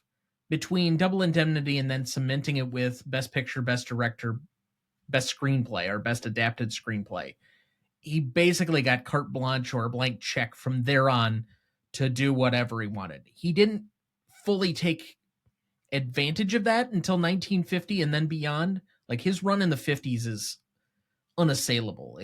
Between him and Hitchcock, probably the 2 best of the entire decade in the 1950s. And I don't think I'm going really out of turn by saying that. But that being said, somewhere between 1945 and 1950, he doesn't get to do Sunset Boulevard and then get to do everything that comes thereafter without winning Best Director and winning Best Picture here. So I cement that as a 5. I think it's a fairly easy score there. The audience on this one, again, because last week I said I gave a small caveat to One Flew Over the Cuckoo's Nest did an amazing box office for the 1970s and making like 120 some million, but it pales in comparison to some of the other major box office players that reset records in that decade. And so I said it's a 4.5 only on that small caveat. So if I'm measuring against and staying consistent, a film that finishes 4th in its particular year, while it's popular and I'm sure a lot of people saw it, I got to give it a 4 there. I don't have anything really to measure it against. And if we're just simply going on audience perspective and how much money it actually made, I think a 4 is the good settle point. So I'm at a 9. Number 1 grossing movie of that year, by the way, was Bells of St. Mary's, the sequel to Going My Way, which beat Billy Wilder for Best Picture the year before at Double Indemnity. So he won the big crown over it here. Industry, I'm at a 5. I'm not going to say anything more than that. You've already said most. Public, 4th, 4.5. I just can't go down to your 4 based on your arguments. I disagree. So I'm at a 9.5. So that's a 9.3 repeating between the 3 of us. Let's move to Novelty on this one. This is a measure of 2 distinct things within this category. So we've divided this category pretty much as of this season between originality, having any type of originality within the movie itself. Could be about the subject material, usually is, but there could be other pieces having to do with originality for 5 points and execution for an additional 5 points. I will start us here and just say I have a 10. This is an audacious movie for the time. It is unlike, I think, almost anything that came out in that time that you could say. And I think it's a high-level wire act execution. So 10. Originality, 5. No question about it. Execution, I would normally say a 5. The only problem I have is the short shift of this ending. That so would be... He tease you up. Can I sell you on it? Go ahead. Try. Okay. I have a 10 on this one. Woodstock invention, and this isn't part of the sales, but just throwing it out there. The theremin, introduced it to film, this is the original alcohol abuse movie. If you go whatever Google AI chat you do, what is the first movie to portray alcoholism in depth? It's The Lost Weekend. It's the earliest root of that.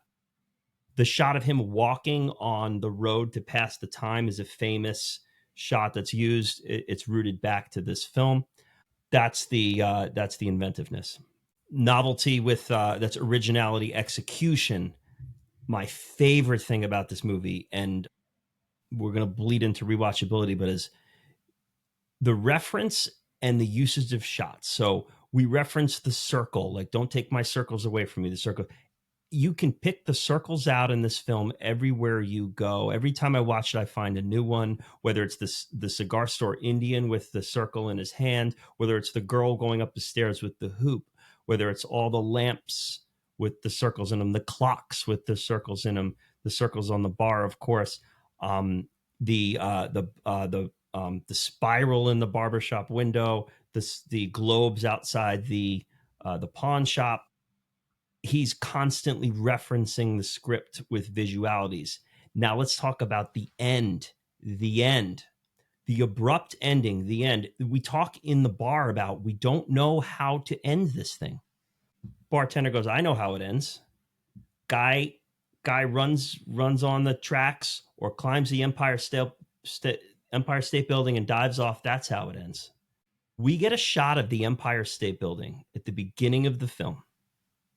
We get a shot of the Empire State Building in the middle of the film as Birnam is crossing over the train tracks. They take a shot of the Empire State Building. And the final shot of the film is the Empire State Building with an abrupt the end.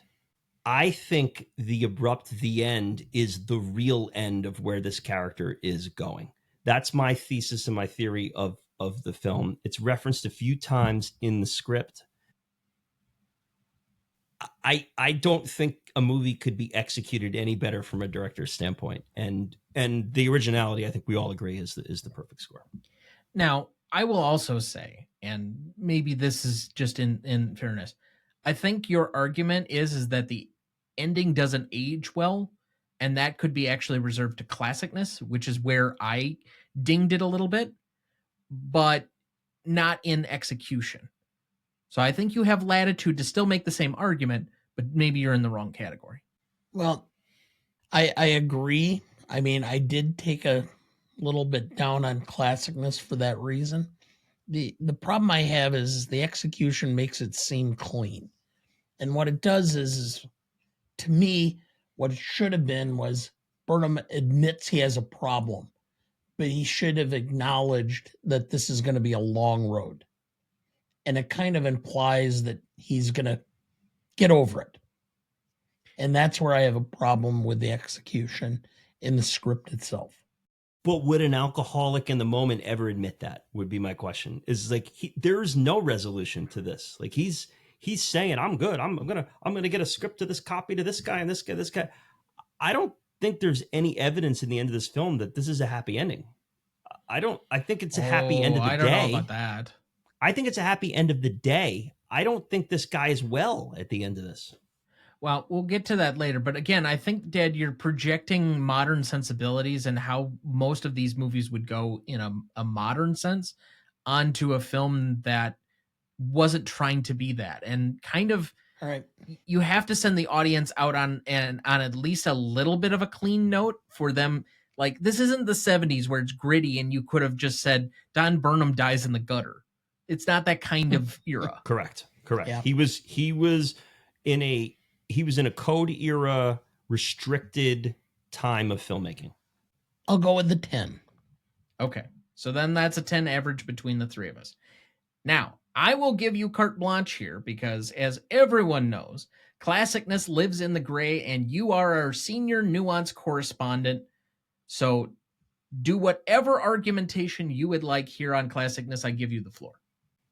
I'm at a 9.5. I think this is almost a perfect classicness for an 80-year-old film. The only problem I have, again, is the last portion, where it kind of implies a happy ending.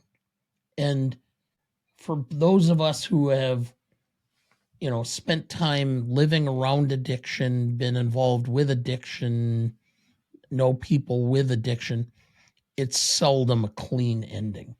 It's not linear. And so I'm going to give it a half point down. So I'm at a 9.5. I will basically mirror yours and say that I added 2 points for being well ahead of its time, 2 points for timelessness, but my point down, if you started a baseline of a 6, that would be a full 10. Where I give a half point down is for the ending, and I give an additional half point down because some of the graphics look very dated. When it comes to the rat and the bat, it looks a little funky. Like, obviously the symbolism is supposed to be the important part there, but it's like, okay, yeah, all right, I get it. But other than that, I have a 9. I look at the rat bat scene too, Tom. That's one of the things you have to defend when people bring up this movie. I think the subject material in general is super complicated. So a 10 in classicness feels like no. Like I don't know if like any movie at any time regarding mental health can be a 10 classicness. It's just too complicated to tap down in the medium. I have the same score as Tom with the 9.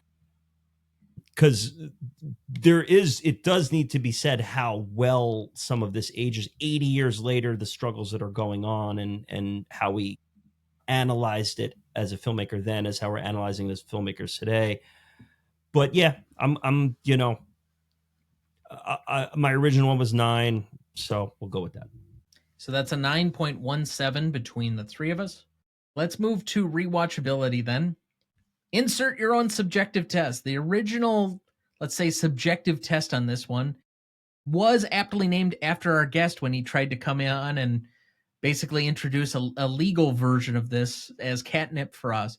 I've taken a more objective approach, trying to go back to the original roots this year, but we will leave it to Kieran B to start us off here with his own subjective finding on rewatchability.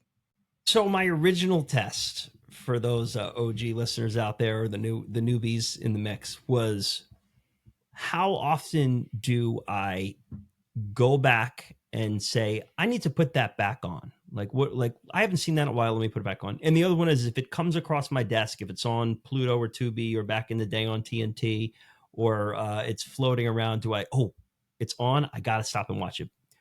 But there was one, and this, based on those two alone, probably wouldn't score super high on this, but there was something I forgot about in the rewatchability quality, and that's the Kubrickian rewatchability, in that I may not go out of my way to watch a Kubrick film, but when I do, I will always get something greater out of it. And that's what this film has. The subject material itself is nothing about it is rewatchable.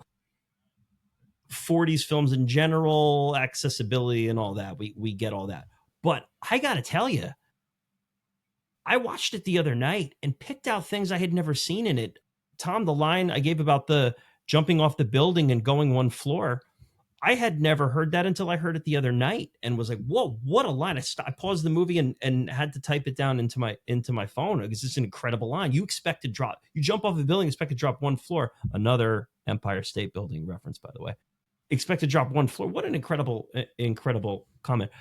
So I think rewatchability wise, I'll float it up with the fact that when you rewatch it, you get a lot about it.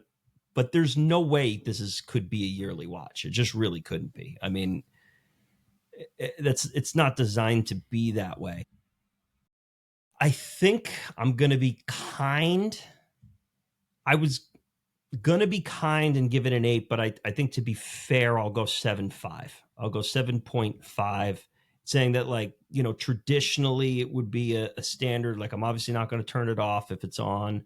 I don't know. I'm going to go out of my way, but I'll give it a little love beyond the 7. Can't go to an 8. 7.5. You missed your calling as a constitutional scholar or lawyer. I ended up as a bartender. That's all right. Not much. You don't have to follow any rules when you're bartending, other than that, of course, the don't serve people if they've had too much or they're not old enough. Well, and basically all the health regulations, but of course, yes, but we don't have drama shop in Wisconsin, so verbal litigation and all that. You just kind of say what you want and hope for the best. Don't talk politics, don't talk religion. You're good. Bars and bartenders have no liability for serving intoxicated people in Wisconsin.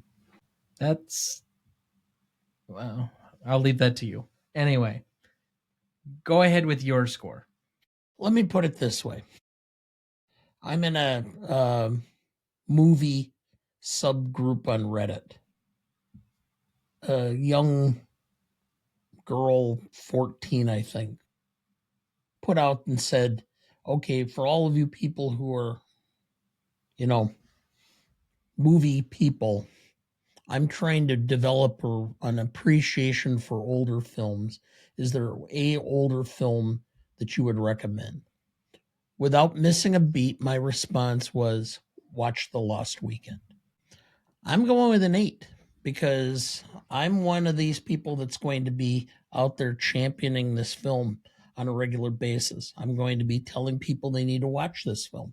I'm going to be encouraging people while they're, if it's a night where there isn't much on, watch the film. So I'm going to go with an 8 because I'm going to watch it again a few times. I get more out of it every time I do. I think it develops an appreciation for the situation, an understanding. And for an 80-year-old film, I cannot believe how relevant it still is. All right. Taking the more objective standard to the wide variety of different audience members and people who aren't completionists and such, I think this is going to be a little bit harder sell, other than the fact that it is a Billy Wilder film. So if you have some association with him and wanting to watch his movies, I'm not sure that this is going to come up between that or that it's a Best Picture winner. It's black and white. It is a little bit slow on the pace. It's very character driven. It's a lot of conversational. I don't personally feel that way, but I can see how other people would.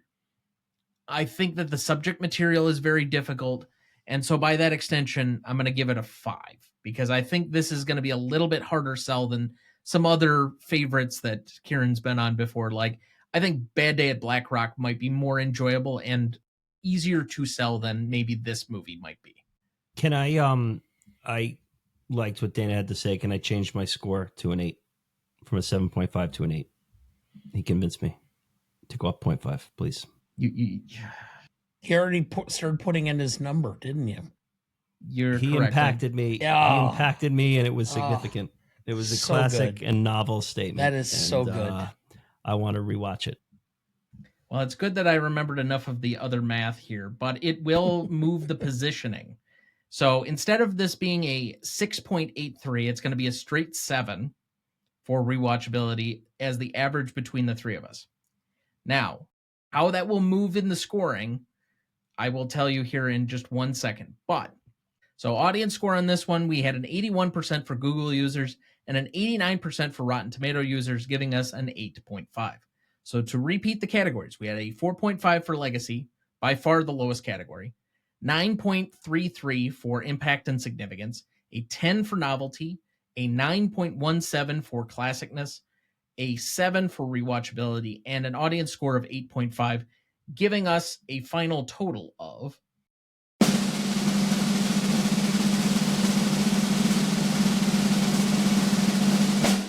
48.5. And currently placing it on the list, tied. Now, originally it was going to be between Hoosiers and Superbad at number 100 exactly, but it is now tied at number 97 with a movie that's come up a few times tonight, Parasite. Yeah, Parasite, Lost Weekend. That's a Joey R. The two of his favorite movies. That's fantastic. I love it. So, as always, I'm sorry to interrupt, but in the Kieran B rankings, it moves ahead of Shane right behind Gladiator in the 5 slot. So there you go. Yeah, Gladiator's 88. Yeah. Overall on the list. So, as usual, if you have any quibbles with any of our scoring or any feedback that you want to give us on this one, or just simply watched the movie and thought it was even better than we advertised it as, which is possible, you can write us at greatestalltimemoviepodcast@gmail.com. You can find us on any of our socials at gmodepodcast, or you can contact us on our website, ronnieduncanstudios.com/gmodepodcast. Let's quickly move to remaining questions on this one. I think that we've covered quite a bit, but there are some more specific ones that I have here listed. How soon before Don drinks again? I think it's going to be relatively soon. Within the week. Yeah, I mean, I don't view this as a happy ending at all. I think all the evidence is in the script. This is, to me, like I said earlier, is the most misunderstood endings. I like it to the Sopranos ending where the screen goes black. It's not and I'm a big supporter of whatever you think a movie, your interpretation of a movie is yours. It's not the filmmakers and all that. Like whatever you want the movie to be is yours, and that's fine. But I do think Billy Wilder put specific evidence in this film. The reference to the ending of the book while he's in the bar and the bartender saying, well, from my perspective, meaning the guy who's not the one drinking the drinks, the one who's serving the drinks, it ends either two ways. Either he jumps on the tracks or jumps off the Empire State Building. The references to the Empire State Building as far as the closing scene, the abrupt the end at the end, and the characters constantly referencing not knowing how to end the book. I think that ultimately someone who commits to the addiction, unless they really intervene themselves, will never truly have, in the filmmaker's perspective, will never truly have. That's what the movie is putting out there. But I don't think the book gets written. I don't think anything ends well for Don Birnam here in this. And that's why I wouldn't necessarily say it's a happy ending. I think it's a false ending. Yeah. It's not the conclusion of Don Birnam. Yeah. It's not the conclusion of Don Birnam that you want, where there's the finality to it. But that would have been hard for just to see in this 2 to 3 days and then peer into what this guy's life is and it to end suddenly in that way without him just completely spinning out of control. And again, this is not the era for that to have happened. If this is the 70s, he dies in a gutter. Oh, right, which is a worse ending on top of it. That's the other extreme of the worst ending. The other one little thing I want to put out, we talk about the emphasis of the circles in the film. In the beginning of the film with the bottle hanging out the window, it shows Don Birnam and the drapes that pull down. There's the string, and at the bottom of the string, there's a little circle that is between the camera and his face. And in the end of the movie, you get the same shot with him recalling the bottle out the window, him and the circle between his face and the bottle, the endless circle of the addiction. The filmmaking in it is just incredible. Yeah, I don't view this as a happy ending at all. I think it's a dour ending in a time period where they weren't allowed to put that out there. However, if it inspired people at the time to stop their addictions, up their ways, it achieved its goal of that. That's the beauty of interpretation in film.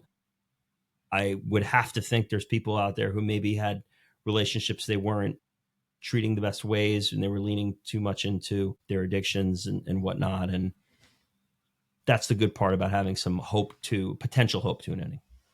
Well, and I think, and I'll lead this into the next question that I have, part of the hopeful ending is how the peripheral characters start to react to him, such as Jane Wyman's character, like, feels like she's rolling up her sleeves. She's got a certain level of hope, so she's not going to give up on him right now.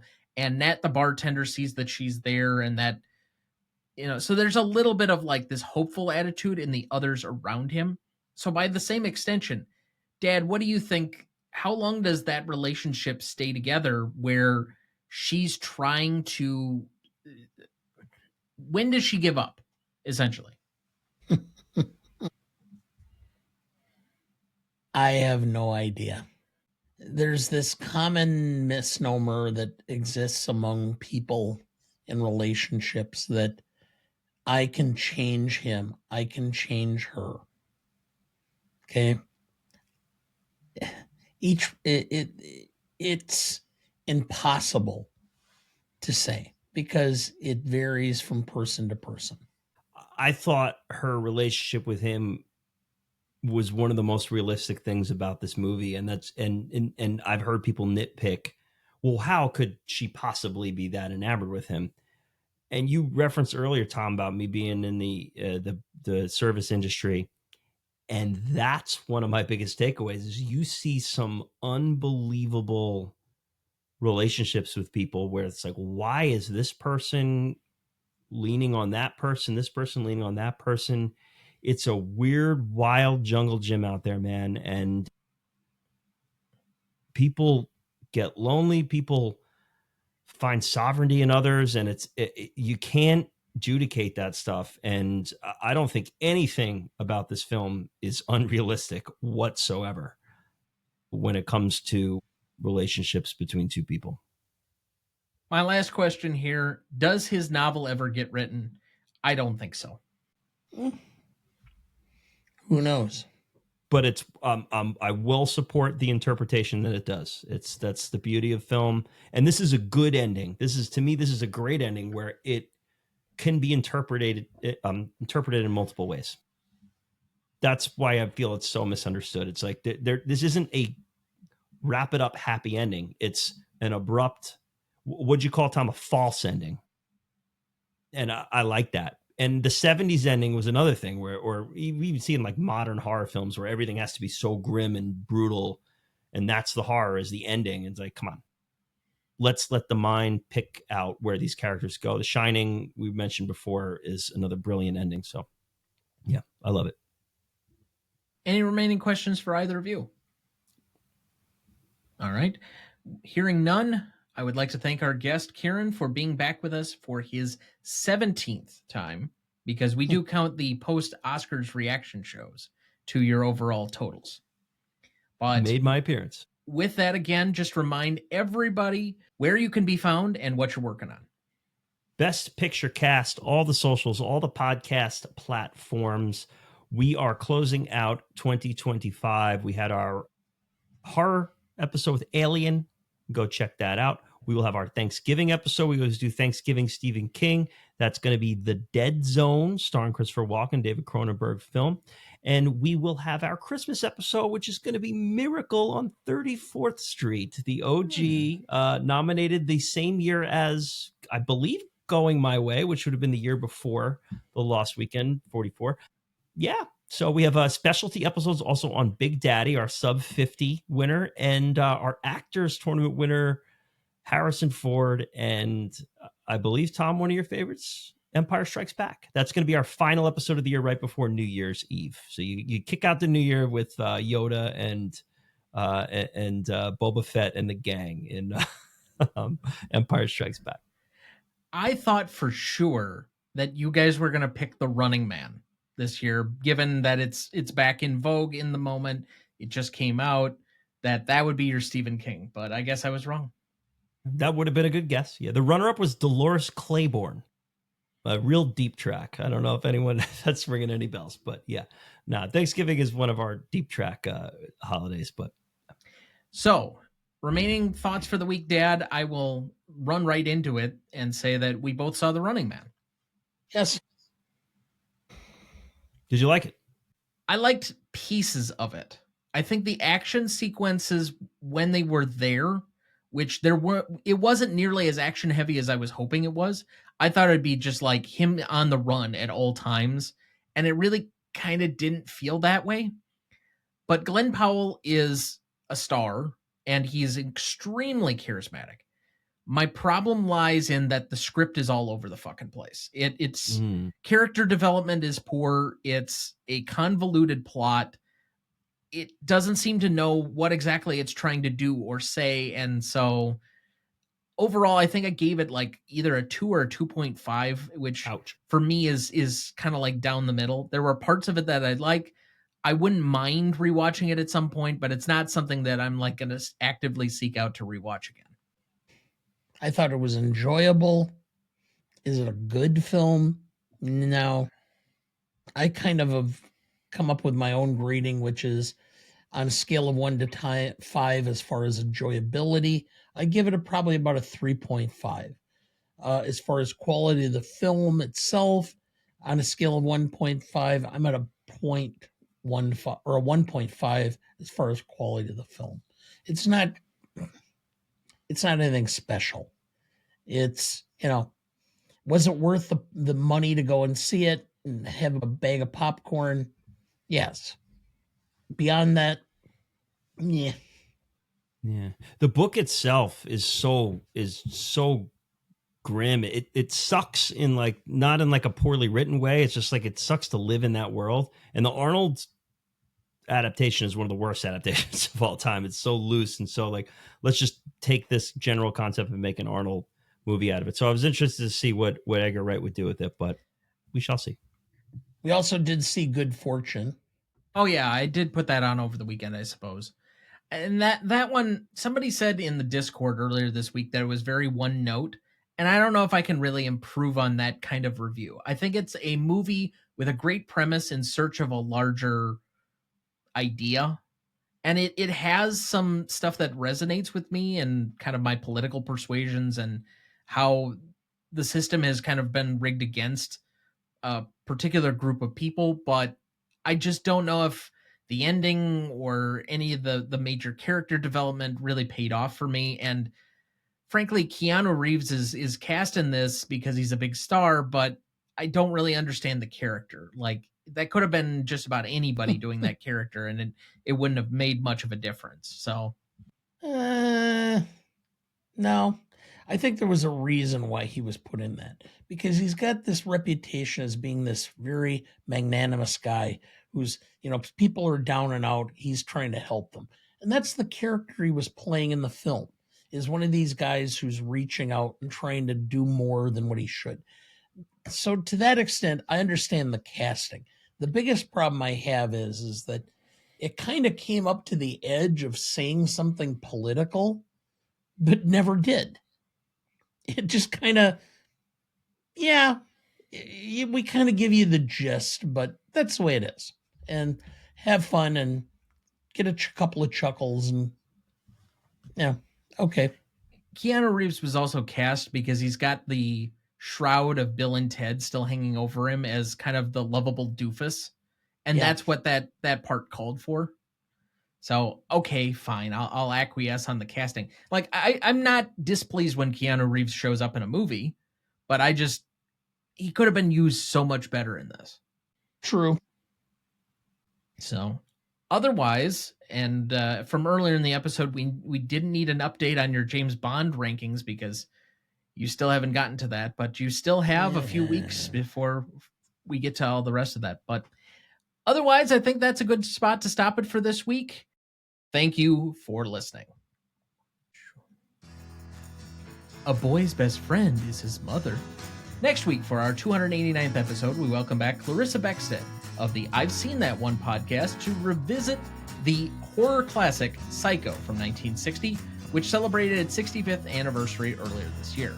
Directed by Alfred Hitchcock, written by Joseph Stefano, cinematography by John L. Russell, music by Bernard Herrmann, editing by George Tomasini, starring Anthony Perkins, Vera Miles, Martin Balsam, and Janet Leigh.